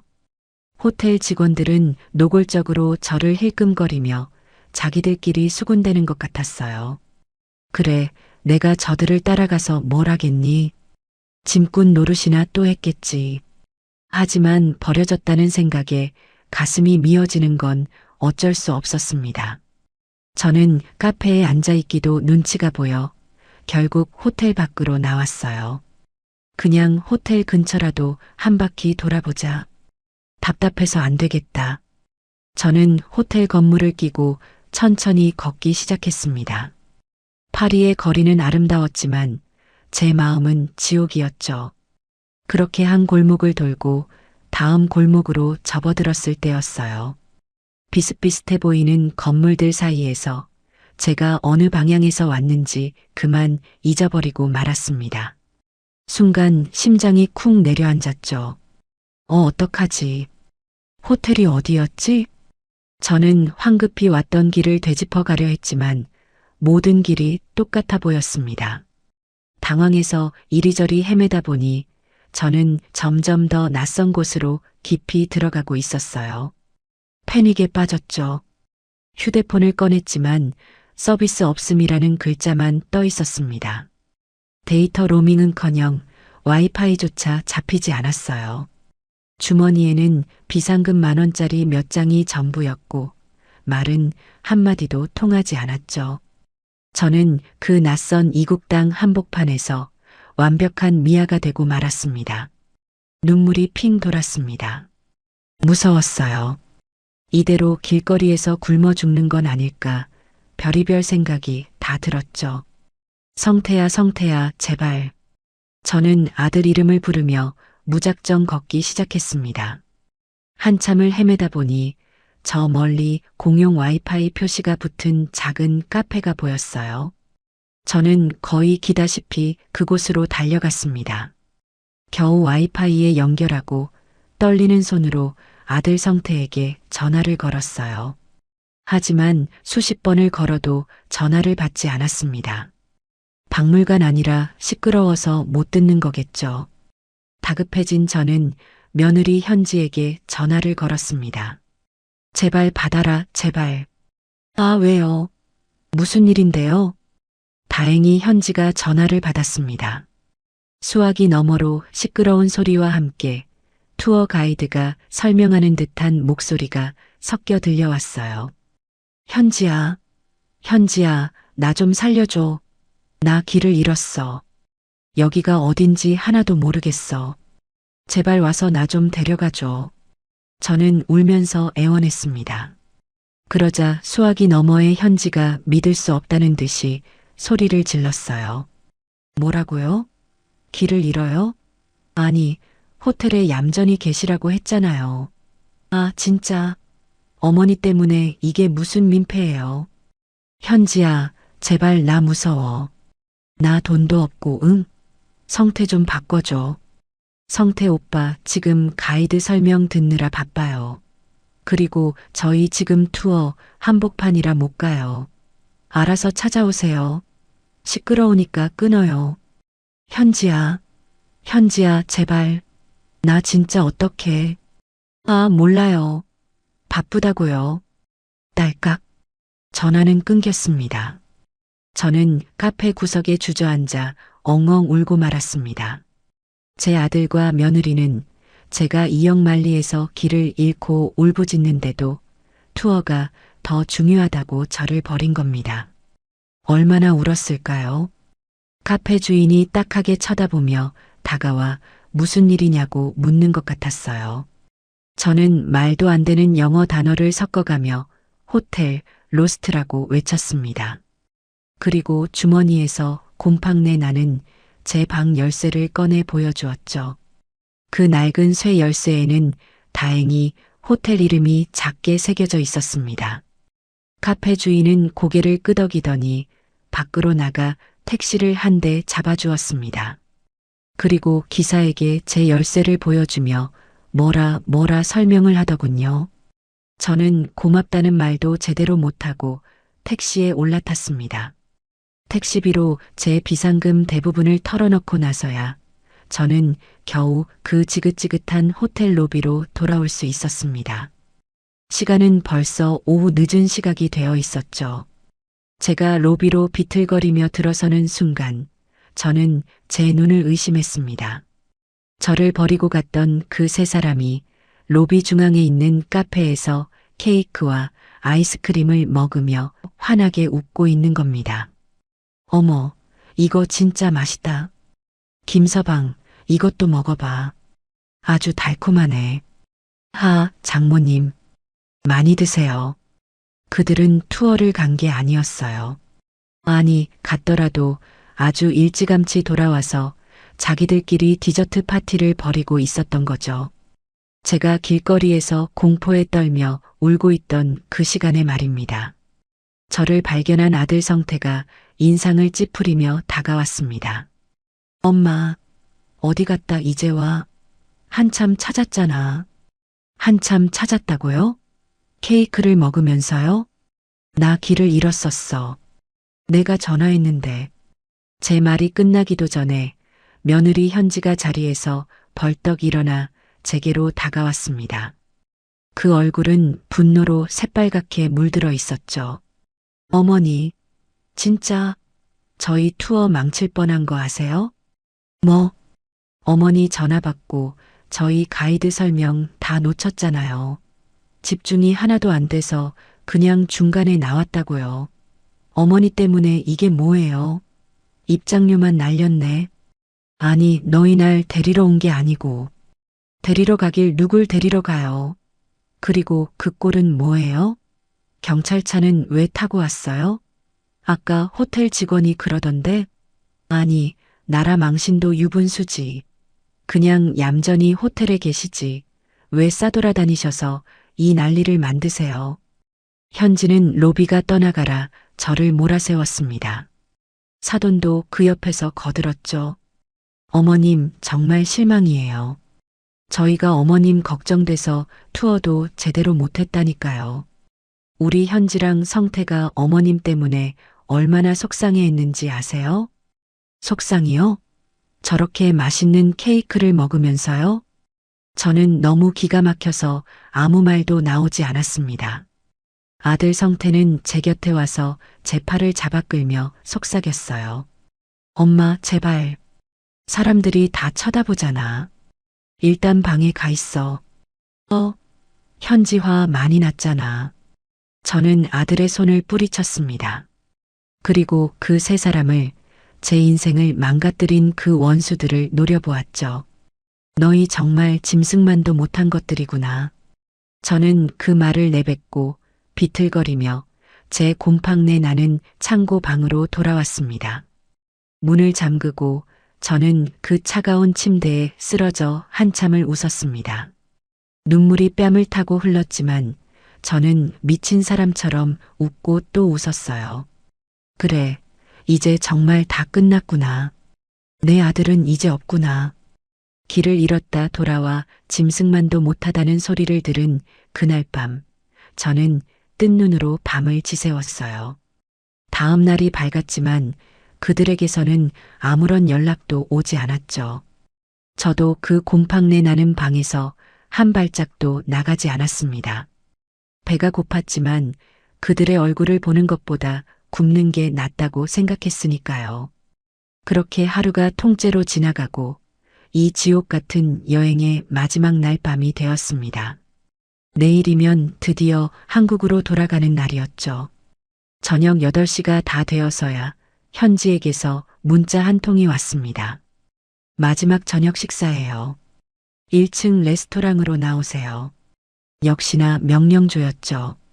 저는 며칠을 굶어 기력이 없었지만 이 마지막 만찬의 끝을 제 눈으로 확인해야 했습니다. 초라한 행색 그대로 1층 레스토랑으로 내려갔어요. 그 세 사람은 이미 가장 좋은 자리에 앉아 있었습니다. 제가 온종일 굶었다는 사실은 아무도 궁금해하지 않았죠. 그들은 또다시 랍스터와 스테이크, 그리고 값비싼 와인을 주문했습니다. 물론 공동 경비 카드였죠. 제 앞으로는 어김없이 샐러드와 빵 조각이 놓였습니다. 저는 포크를 들 힘도 없었지만 살기 위해 억지로 풀을 씹었어요. 아쉽다. 벌써 마지막 밤이네. 사돈이 와인잔을 우아하게 돌리며 말했습니다. 그러게 말이야. 엄마, 그래도 이번에 쇼핑 잔뜩 해서 좋았지? 그럼 다 우리 김서방 덕분이지. 우리 사위가 장모 챙기느라 정말 고생했네. 사돈이 갑자기 옆에 있던 커다란 쇼핑백에서 고급스러운 상자를 하나 꺼냈습니다. 그러고는 아들 성태에게 쓱 내밀더군요. 이거 장모가 주는 선물이야. 우리 사위, 이번에 너무 고마워서 특별히 준비했지. 성태가 놀란 표정으로 상자를 열었습니다. 그 안에는 남자인 제가 봐도 알 수 있을 만큼 아주 비싸 보이는 명품 시계가 번쩍이고 있었어요. 자, 장모님, 이걸 저한테 아이고 제가 뭘 했다고 이런 비싼 걸? 성태의 눈이 탐욕으로 번들거렸습니다. 며느리 현지가 옆에서 박수를 치며 호들갑을 떨었어요. 우와, 오빠, 대박, 완전 잘 어울린다. 역시 우리 엄마가 통이 크셔. 오빠 얼른 차봐. 성태는 황송하다는 듯 시계를 자기 손목에 차고는 이리저리 흔들어 보였습니다. 하, 장모님, 정말 감사합니다. 앞으로 제가 더 잘할게요. 그래, 우리 사위. 이것 차고 더 훌륭한 사람 돼야지. 그들은 서로 잔을 부딪히며 축배를 들었습니다. 그들만의 축제였죠. 저는 그 모습을 멍하니 바라보았습니다. 제 돈으로 산 시계가 제 아들의 손목에서 번쩍이고 있었어요. 제 돈 1,800만 원은 그렇게 그들의 명품 가방이 되고 시계가 되고 랍스터가 되어 사라지고 있었습니다. 저는 더 이상 그 역겨운 광경을 지켜볼 수가 없었어요. 나 먼저 좀 들어가 보겠다. 제가 자리에서 일어나자 현지가 귀찮다는 듯이 쳐다봤어요. 어머니, 또 왜요? 아직 디저트도 안 나왔는데. 속이 안 좋아서 그런다. 너희끼리 먹어. 아, 그러세요? 그럼 먼저 들어가시든가요. 아들 성태는 제게 눈길 한 번 주지 않고 자기 손목의 시계를 만지작거리기에 바빴습니다. 저는 비틀거리며 레스토랑을 빠져나왔습니다. 그리고 곰팡내 나는 제 창고 방으로 돌아왔죠. 문을 잠그는 순간 온몸에 힘이 풀리며 바닥에 주저앉고 말았습니다. 그때부터였어요. 온몸이 불덩이처럼 뜨거워지기 시작했습니다. 며칠간의 굶주림, 스트레스, 그리고 차가운 방에서 잔 탓에 단단히 몸살이 난 거였죠. 온몸이 으슬으슬 떨리고 머리는 깨질 것처럼 아팠습니다. 이러다 여기서 죽는 거 아닌가. 공포가 밀려왔습니다. 저는 마지막 힘을 쥐어짜 아들 성태의 방으로 전화를 걸었어요. 신호음이 한참 가다가 잔뜩 취한 듯한 아들의 목소리가 들려왔습니다. 여보세요, 엄마. 왜? 성태야, 나 너무 아파. 열이 펄펄 끓어. 약 좀 사다 줘. 제 목소리는 저도 모르게 기어들어가고 있었습니다. 수화기 너머로 잠시 정적이 흘렀어요. 이내 며느리 현지의 짜증 섞인 목소리가 들려왔죠. 아, 진짜. 누구야? 이 시간에. 어머니예요? 아, 또 왜요? 현지가 아들의 전화를 빼앗아 들었습니다. 현지야, 나 진짜 아파. 열이 너무 나. 병원 좀 가야 할 것 같아. 병원요? 현지가 기가 막히다는 듯이 웃었습니다. 어머니, 꾀병 아니에요? 저희 지금 와인 마시고 기분 좋은데 초치시네. 여기가 한국인 줄 아세요? 여기서 병원 가면 몇백만 원 깨져요. 그 돈은 어머니가 내실 거예요? 그럼 약이라도 해열제라도 좀. 여기 약값도 엄청 비싸요. 약 하나에 몇만 원씩 한다고요. 아까워요. 그냥 이불 뒤집어 쓰고 땀 푹 내고 주무시면 나아요. 내일 비행기 타야 하는데 이게 무슨 민폐예요? 나 정말 아파. 짐도 하나도 못 쌌는데. 저는 울면서 애원했습니다.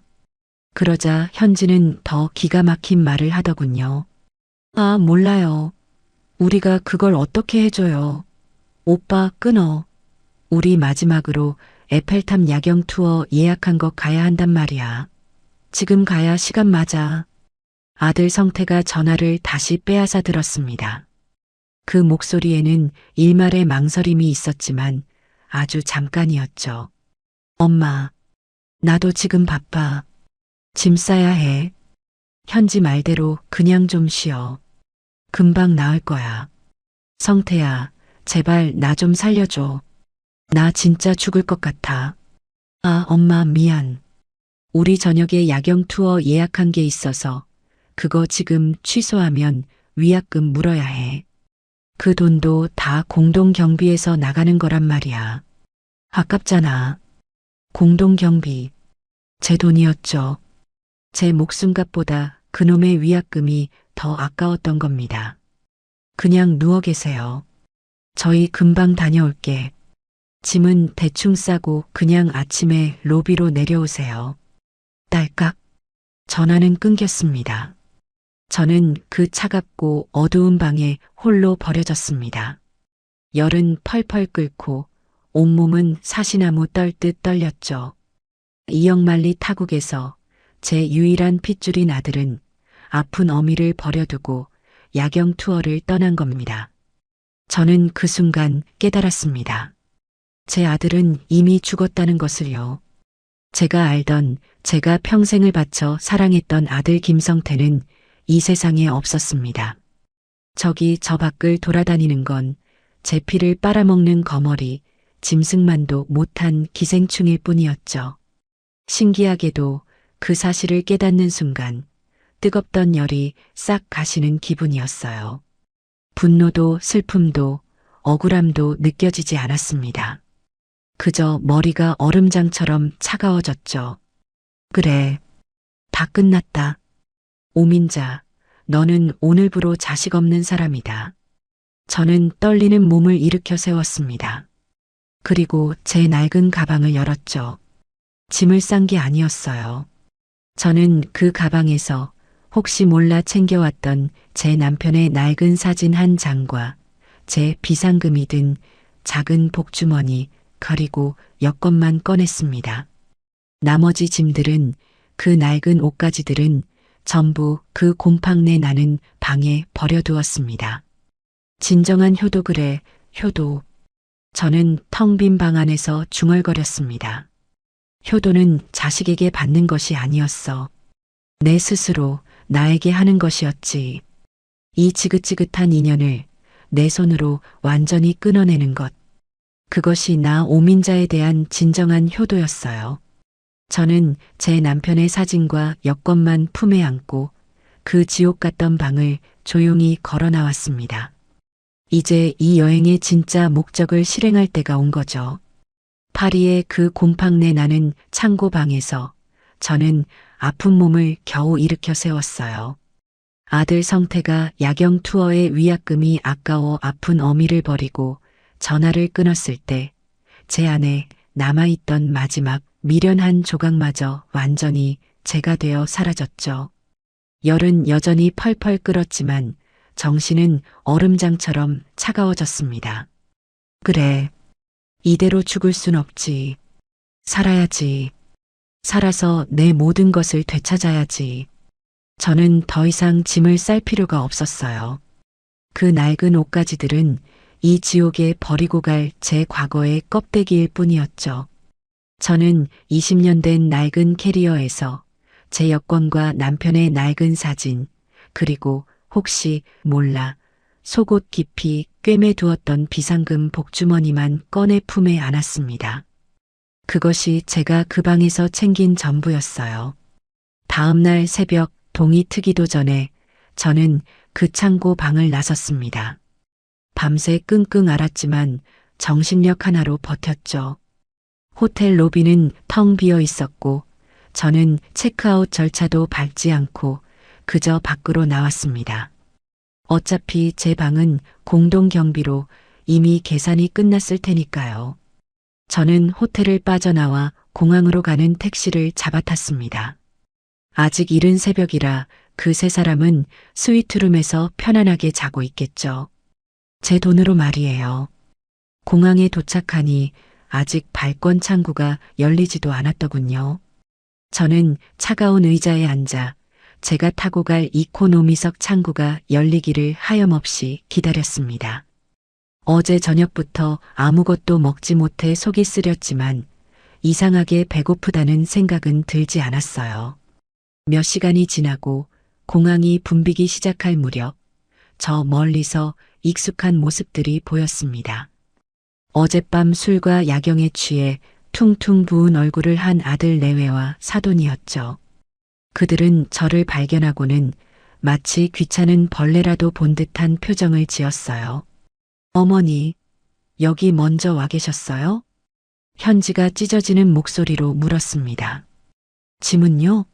어제 싸놓으시라고 했잖아요. 설마 아직도 방에 있어요? 버렸다. 제 대답에 현지의 눈이 동그래졌죠. 네. 뭘 버려요? 내 짐. 다 버렸다고. 아니, 이 양반이 진짜 노망났나? 그걸 왜 버려요? 아, 몰라. 빨리 우리 줄 서요. 비즈니스 창구 열렸네. 현지는 제게 삿대질을 하더니 사돈과 성태를 이끌고 비즈니스석 전용 창구로 쪼르르 달려갔습니다. 저는 짐도 없이 홀가분한 몸으로 이코노미석의 긴 줄 맨 뒤에 섰어요. 그들이 저를 흘끔흘끔 쳐다보는 게 느껴졌지만 저는 눈길 한 번 주지 않았죠. 저는 제 차례가 되어 여권 하나만 내밀고 비행기 표를 받았습니다. 그들은 이미 발권을 마치고 저 멀리 면세점 구역으로 사라지고 있었어요. 이번에도 저는 공항의 딱딱한 의자에 홀로 앉아 비행기 탑승 시간을 기다렸습니다. 하지만 지난번과는 마음가짐이 완전히 달랐죠. 그때는 굴욕감과 서러움에 떨었지만 지금의 저는 아니었어요. 저는 더 이상 피해자가 아니었죠. 제 인생의 칼자루를 되찾으러 가는 길이었습니다. 비행기에 오르는 길도 마찬가지였어요. 저는 묵묵히 제 이코노미 좌석에 앉았습니다. 저 커튼 너머 비즈니스석에서는 또다시 샴페인 잔을 부딪히는 소리가 희미하게 들려오는 듯했죠. 하지만 아무렇지도 않았습니다. 저들은 지금 자기들 인생의 마지막 호사를 즐기고 있는 것뿐이니까요. 12시간의 비행은 여전히 고통스러웠습니다. 퉁퉁 붓는 다리와 끊어질 듯한 허리의 통증은 그대로였죠. 하지만 제 정신은 그 어느 때보다 또렷했습니다. 기내식으로 나온 맛없는 빵을 기계처럼 씹어 삼켰어요. 살아야 했으니까요. 이 복수를 완성하려면 건강해야 했습니다. 저는 눈을 감고 지난 세월을 되돌아봤습니다. 남편 일찍 여의고 성태 하나만 바라보고 시장 좌판에서 김밥을 팔고 식당 설거지를 하며 악착같이 돈을 모았던 날들이 주마등처럼 스쳐 지나갔죠. 그렇게 모은 돈으로 대학을 보내고 장가를 보냈더니 그 아들이라는 놈이 저를 완벽하게 배신한 거예요. 여보, 내가 잘못 살았죠. 자식이라고 하나 있는 게 내 피를 빠는 거머리인 줄도 모르고. 하지만 여보, 걱정 말아요. 이제라도 바로잡을 거니까요. 내가 그놈에게 준 모든 것을 이자까지 쳐서 다 회수할 거예요. 그렇게 길고 긴 비행이 끝나고 비행기는 드디어 인천공항에 착륙했습니다. 비행기에서 내리자마자 저는 퉁퉁 부은 다리를 이끌고 입국 심사장으로 향했어요. 그 세 사람은 이미 저만치 앞서가고 있었죠. 짐 찾는 곳에서 저는 찾을 짐이 없었기에 그저 그들이 자기들 짐을 챙기는 모습을 멀찍이서 지켜봤습니다. 성태는 이번에도 자기 어미는 안중에도 없고 장모의 명품 캐리어를 챙기느라 여념이 없더군요.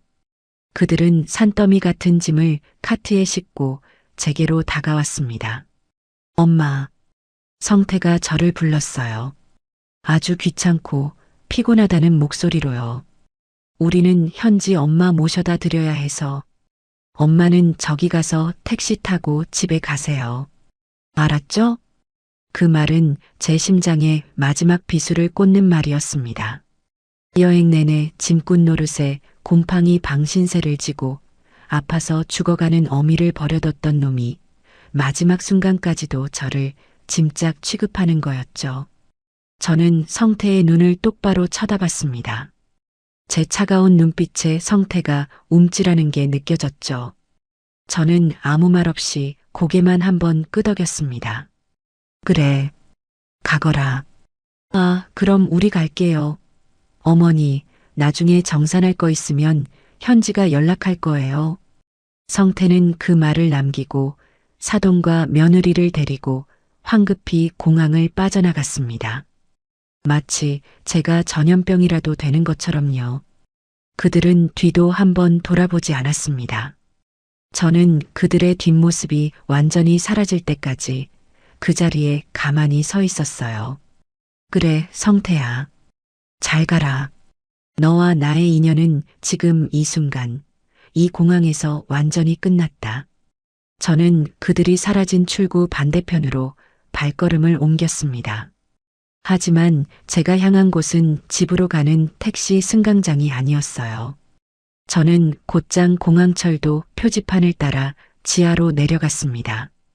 그리고 공항철도를 타고 서울역으로 향했죠. 서울역에서 내린 저는 다시 택시를 잡아탔습니다. 기사님, 땡땡은행 본점으로 가주세요. 제 주거래 은행이었습니다. 아들 성태놈이 제 모든 돈이 어디에 묶여 있는지 훤히 알고 있는 바로 그 은행이었죠. 은행 본점 로비는 평일 오후였는데도 사람들로 붐볐습니다. 저는 번호표를 뽑고 며칠간 씻지도 못한 초라한 행색으로 푹신한 소파에 앉았어요. 주변에 번쩍이는 사람들이 저를 힐끔거렸지만 저는 아무렇지도 않았죠. 띵동. 드디어 제 차례가 되었습니다. 저는 VIP 상담실도 아닌 일반 창구로 향했어요. 무엇을 도와드릴까요, 고객님? 젊은 은행원이 상냥하게 물었습니다. 제 명의로 된 모든 계좌를 오늘 당장 해지하고 싶어요. 네, 모든 계좌를요? 은행원의 눈이 동그래졌습니다. 그녀가 제 신분증을 받아들고 컴퓨터를 두드려 보더니 더욱 놀란 표정을 지었죠. 어민자 고객님, 지금 예금이랑 적금 그리고 보험성 상품까지 지금 해지하시면 원금 손해는 물론이고 중도 해지 이율 때문에 손해가 막심하신데요. 혹시 무슨 일이 있으신가요? 은행원은 제가 보이스피싱이라도 당한 줄 아는 눈치였어요. 상관없어요. 손해보는 거 다 감수할게요. 오늘 당장 이 은행에서 제 이름으로 묶인 모든 돈을 다 뺄 수 있게 해주세요. 단 10원도 남기지 말고요. 제 단호한 태도에 은행원은 어쩔 줄 몰라 하며 상사를 부르더군요. 잠시 후 지점장으로 보이는 중년 남자가 다가왔습니다. 고객님, 무슨 안 좋은 일이라도 있으신지요? 이렇게 갑자기 모든 거래를 저희가 뭐 잘못한 게 있다면 그런 거 아니에요. 그냥 제 돈 제가 찾겠다는데 무슨 문제가 있나요? 당장 처리해 주세요.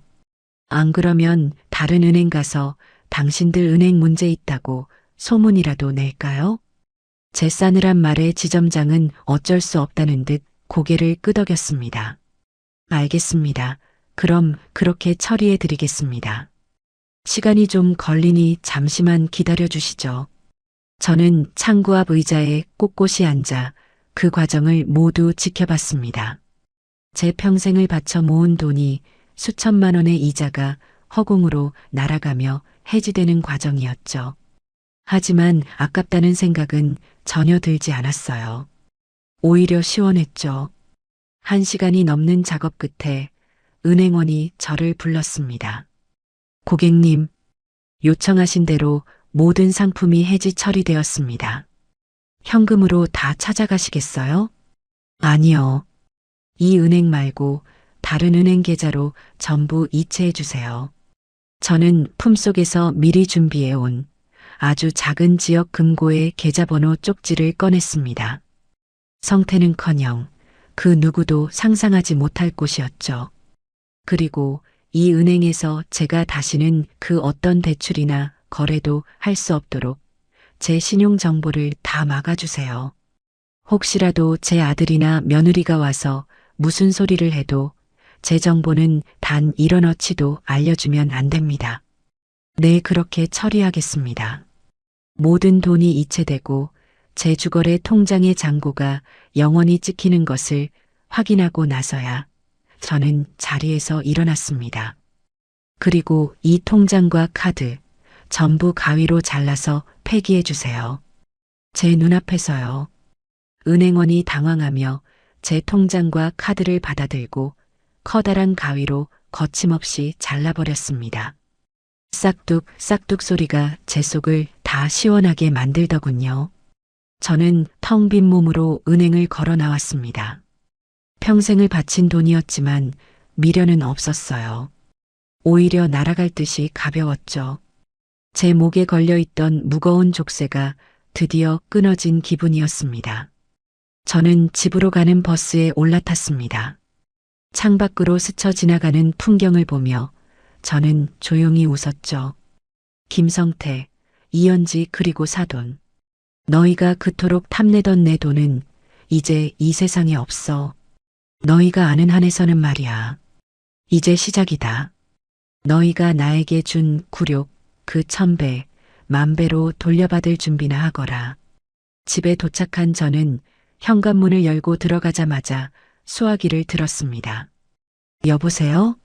거기 열쇠집이죠? 지금 당장 저희 집으로 와주세요. 이 세상에서 가장 비싸고 튼튼한 자물쇠로요. 그것이 제 복수의 두 번째 단계였습니다. 은행에서 모든 돈을 빼내고 낯선 금고로 옮긴 뒤 저는 집에 돌아와 현관 자물쇠부터 바꿨어요. 열쇠 가게 사장님이 아이고 사모님. 이건 무슨 은행 금고에나 다는 겁니다. 이렇게까지 하실 필요가라고 말할 정도로 아주 복잡하고 비싼 최신형 디지털 도어록이었죠. 비밀번호는 저만 아는 제 남편의 기일과 제 생일을 조합한 복잡한 숫자로 바꿔버렸습니다.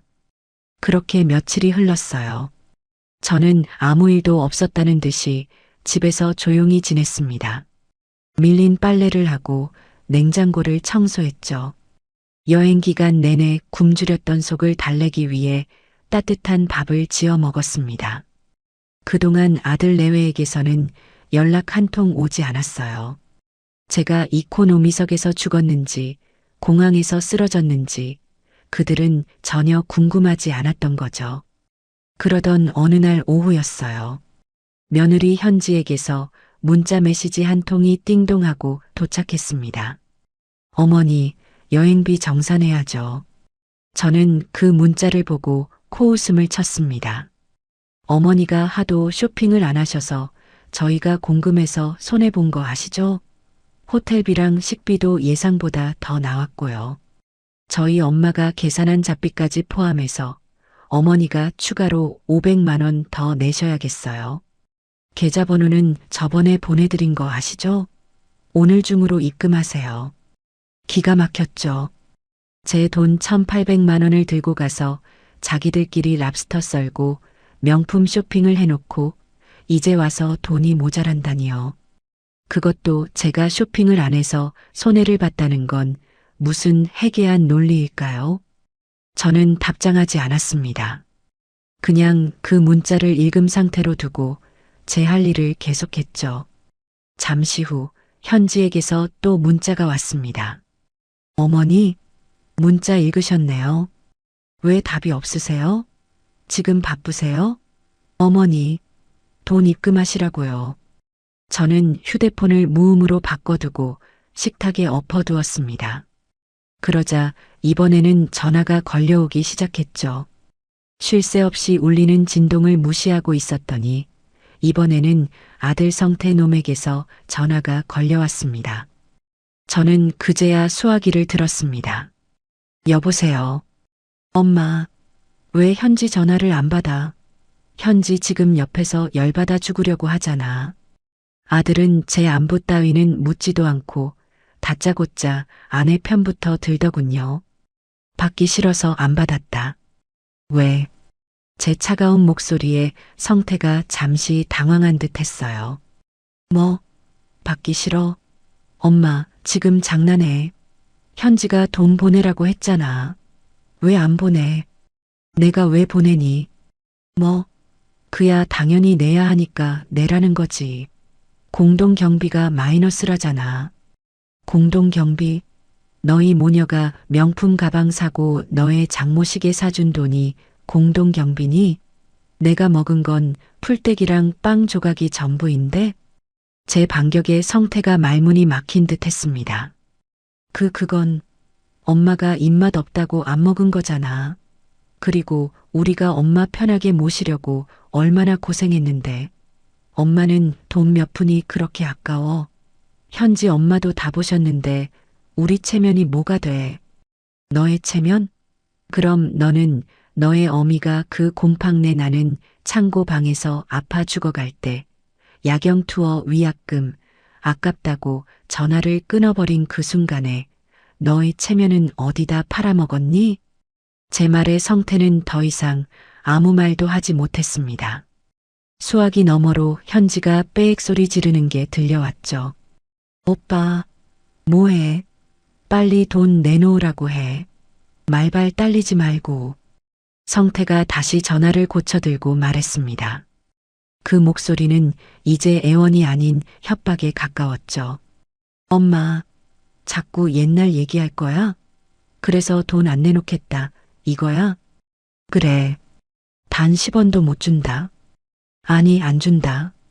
내가 너희한테 쓴 돈, 그 1,800만 원도 다시 돌려받아야겠으니 그런 줄 알아라. 뭐라고. 엄마, 지금 미쳤어. 그 돈은 이미 다 썼어. 그리고 그게 어떤 돈인데 돌려받아. 엄마가 자식한테 그 정도도 못 해줘. 자식? 너 같은 자식 둔 적 없다. 끊어라. 엄마. 저는 성태가 소리 지르는 것을 무시하고 전화를 끊어버렸습니다. 곧바로 휴대폰 전원을 꺼버렸죠. 속이 다 시원했습니다. 하지만 저는 이게 끝이 아니라는 것을 알고 있었어요. 그놈들은 반드시 돈을 뜯어내기 위해 집으로 쳐들어올 거였죠. 그래서 저는 다음 단계에 착수했습니다. 바로 통신사 대리점으로 달려갔어요. 안녕하세요. 번호 이동 좀 하려고요. 아예 다른 번호로 바꾸고 싶어요. 네, 고객님. 쓰시던 번호는 정지해 드릴까요? 아니요. 아예 해지해 주세요. 이 번호로는 그 어떤 연락도 받고 싶지 않아요. 그렇게 저는 수십 년간 써왔던 제 전화번호를 그 녀석들이 유일하게 저와 연결될 수 있었던 그 끈을 제 손으로 완전히 잘라버렸습니다. 새 유심칩을 받아들고 새 번호가 개통되는 순간 저는 마치 다시 태어난 듯한 해방감을 느꼈죠. 그리고 그날 저녁 저는 마지막 계획을 실행에 옮겼습니다. 동네에서 가장 큰 부동산 중개소에 전화를 걸었어요. 사장님, 저 누군데요? 저희 집 좀 팔아야겠습니다. 아, 사모님, 어쩐 일이세요? 아니, 그 집을 왜 파세요? 거기가 얼마나 오를 집인데. 성태도 결혼했고 나중에 손주들이랑 같이 사셔야죠. 됐고요. 팔아주세요. 당장요. 시세보다 싸게 내놔도 좋으니까 이번 달 안에 무조건 처분해 주세요. 금매로요. 아니 사모님, 정말 무슨 일 있으세요? 성태는 아드님은 아세요? 그놈은 이제 내 아들 아니에요. 그놈이 이 집 호시탐탐 노리는 거 알아서 파는 거예요. 그러니 사장님은 그놈한테 절대 연락하지 마시고 무조건 모르는 사람한테 가장 빨리 돈 줄 수 있는 사람한테 파세요. 아셨죠? 제 단호한 목소리에 부동산 사장님도 더는 묻지 못하더군요. 네, 알겠습니다. 사모님, 금매로 바로 내놓을게요.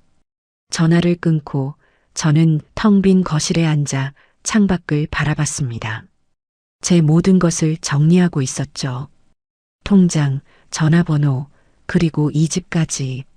그놈들과 저를 엮고 있던 모든 굴레를 하나씩 끊어내고 있었습니다.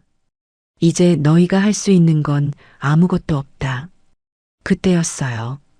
딩동, 딩동, 딩동.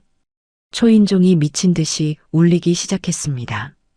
저는 비디오폰 화면을 켰어요. 화면 속에는 분노로 일그러진 성태와 현지의 얼굴이 가득 차 있었습니다. 드디어 올 것이 왔구나. 저는 소파에 편안히 기댄 채 그들의 발악을 지켜보기로 했습니다. 비디오폰 화면 속에서 며느리 현지가 저희 집 현관문을 발로 차고 있었어요. 어머니, 문 안 열어요. 안에 있는 거 다 알아요. 당장 문 열어요. 아들 성태놈은 더 가관이었죠. 익숙하게 현관 도어록 비밀번호를 눌렀습니다. 그놈이 알고 있던 제 생일이었죠. 삐비비빅. 비밀번호가 틀립니다. 성태의 얼굴이 당혹감으로 물들었어요. 뭐야? 비밀번호가 왜 이래? 엄마, 문 좀 열어봐. 나 성태야. 그놈은 자기가 알던 모든 숫자를 조합하며 미친 듯이 도어록을 눌러댔습니다. 하지만 그럴수록 도어록은 더 큰 경고음만 울려댔죠. 삐비비빅, 삐비비빅. 잘못된 접근입니다. 입력을 중지합니다. 아, 진짜. 이 노인너가. 현지가 성태를 밀치고 현관문을 주먹으로 쾅쾅 두드리기 시작했습니다. 어머니, 돈 주기 싫어서 자물쇠까지 바꿨어요? 치사하게 진짜. 당장 문 열어요. 안 열면 우리도 가만 안 있어요. 엄마, 제발 문 좀 열어. 대화로 하자, 대화로. 우리가 잘못했어. 응? 일단 문 열고 얘기해. 성태가 이번에는 회유책을 쓰는 것 같았지만 저는 속지 않았죠. 저는 소파에 앉아 따뜻한 녹차를 한 모금 마셨습니다. 그들의 소란은 10분 넘게 이어졌어요. 이웃들이 무슨 일이냐고 문을 열어볼 정도였죠. 아이고, 저기 김 총각. 이게 무슨 짓이야? 남의 집 문을 왜 이렇게 두드려? 아, 아줌마. 비키세요. 우리 엄마가 지금 안에 있는데 문을 안 열어줘서 그래요. 아니, 그래도 그렇지. 이러다 문 부서지겠네. 현지가 옆집 아줌마에게까지 소리를 질렀습니다. 아줌마는 상관 마시고 그냥 들어가세요. 이건 우리 집안일이니까. 저는 더 이상 이 소란을 참아줄 이유가 없었죠. 저는 조용히 제 새 휴대폰을 들고 112에 전화를 걸었습니다. 여보세요. 경찰서죠. 저는 최대한 불쌍하고 공포에 질린 목소리로 연기했어요. 웬 모르는 남녀가 저희 집 문을 부수려고 해요. 돈 내놓으라고 소리 지르고. 저 너무 무서워요. 제발 빨리 좀 와주세요. 전화를 끊고 5분도 채 되지 않아 아파트 복도에서 요란한 소리가 들려왔습니다. 경찰입니다. 다들 손 떼세요. 지금 뭐 하시는 겁니까? 비디오폰 화면 속으로 경찰관 2명이 들어왔습니다. 성태와 현지는 경찰의 등장에 당황해서 어쩔 줄 몰라 했죠. 아니, 저기 경찰관님. 오해입니다. 저희 여기가 저희 엄마 집이라서. 성태가 횡설수설 변명을 늘어놓았습니다. 엄마 집인데 문을 이렇게 부수려고 합니까? 신분증 좀 봅시다. 안에 계신 분이 신고하셨어요. 모르는 사람들이 행패 부린다고요. 네, 모르는 사람이라고요? 아, 아니에요. 엄마, 나 성태야. 아들이라고 말해. 엄마. 성태가 현관문에 매달려 울부짖었습니다. 경찰관이 인터폰을 눌렀죠. 안에 계신 분, 괜찮으십니까? 문 좀 열어보시죠. 이분들이 아드님이라고 하시는데요. 저는 인터폰 수화기를 들고 여전히 떨리는 목소리로 말했습니다. 아, 아니에요. 저 사람들 모르는 사람들이에요. 네, 어머니, 그게 무슨 말이야? 저 사람 제 아들 아니에요. 제 아들이라면 어떻게 이 어미한테 돈 뜯어내려고 문을 부수겠어요. 저 사람들 며칠 전부터 저한테 돈 달라고 협박하던 사기꾼들이에요. 제발 저 사람들 좀 데려가 주세요. 무서워 죽겠어요. 제 말에 경찰관들의 눈빛이 차갑게 변했습니다. 아, 아니. 엄마, 엄마, 왜 이래? 나 성태잖아. 김성태. 당신들, 일단 서까지 같이 가셔야겠습니다. 주거침입 미수 및 협박 혐의로 조사 좀 받아야겠어요. 조용히 따라오시죠. 아, 안 돼요. 억울해요. 어머니, 진짜 이럴 거예요. 아, 오민자, 문 열어. 너가 뭔데 우리를 사기꾼으로 만들어. 현지가 마지막 발악을 하듯 욕설을 퍼부었지만 경찰관들에게 양팔이 붙들려 질질 끌려 나갔습니다. 성태는 엄마 제발 이라고 외치다 결국 경찰을 따라갔죠. 복도가 순식간에 조용해졌습니다. 저는 인터폰을 내려놓고 깊은 한숨을 내쉬었어요. 속이 다 후련했죠. 그날 밤 저는 모처럼 두 다리 뻗고 편안하게 잠을 잤습니다. 다음 날 아침 부동산 사장님에게서 전화가 걸려왔어요. 사모님, 집 보러 온 사람이 있는데 아주 마음에 들어 하네요. 사모님이 금매로 내놓으신 가격 그대로 오늘 당장 계약하겠답니다. 그래요? 잘 됐네요. 그렇게 하세요. 그런데 계약하시려면 사모님 신분증이랑 인감이 그리고 성태 씨도 아드님도 같이 그놈은 필요 없어요. 이 집 처음부터 제 단독 명의였어요. 그놈 대학 등록금 대느라 남편이 남긴 땅 팔아서 산 집이라고요. 그놈 지분은 10원어치도 없어요. 그러니 저 혼자 갈게요. 오늘 오후에 도장 들고 그리로 가죠. 그렇게 일사천리로 집 계약이 진행되었습니다. 제가 평생을 바친 집이었지만 미련은 없었어요. 오히려 그 집을 팔아치우고 나니 제 인생의 마지막 짐을 내려놓은 기분이었죠. 저는 계약금으로 받은 돈으로 아들 내외는 절대 상상도 못할 아주 조용하고 경치 좋은 강변의 전원주택을 계약했어요. 한강이 정면으로 보이는 예쁜 정원이 딸린 2층 집이었죠. 며칠 뒤 잔금까지 모두 치르고 이사하는 날이 밝았어요. 저는 제 낡은 집 몇 가지만 챙겨 들고 그 집을 나섰죠. 어제 경찰서에서 풀려났는지 아들 녀석에게서 부재중 전화가 수백 통 와 있었지만 이미 해지된 번호였기에 제게는 아무런 소용이 없었죠. 새로 이사한 전원주택은 천국이었어요. 곰팡내 나던 파리의 창고 방과는 비교도 안 됐죠. 제가 손수 꾸민 깨끗한 침구에 통창 밖으로는 유유히 흐르는 강물이 보였어요. 제 손으로 따뜻한 밥을 짓고 차를 마시는 이 평화가 얼마만인지 몰라요. 저는 새 집에서 새 번호로 새 통장을 껴안고 처음으로 평화로운 아침을 맞이했어요. 오민자, 잘했다. 참 잘했어. 저는 제 스스로를 다독이며 따뜻한 커피를 한 잔 마셨죠. 그 커피는 제 인생에서 맛본 그 어떤 것보다도 달콤하고 향기로웠죠. 제 진정한 인생은 바로 오늘부터 시작이었으니까요.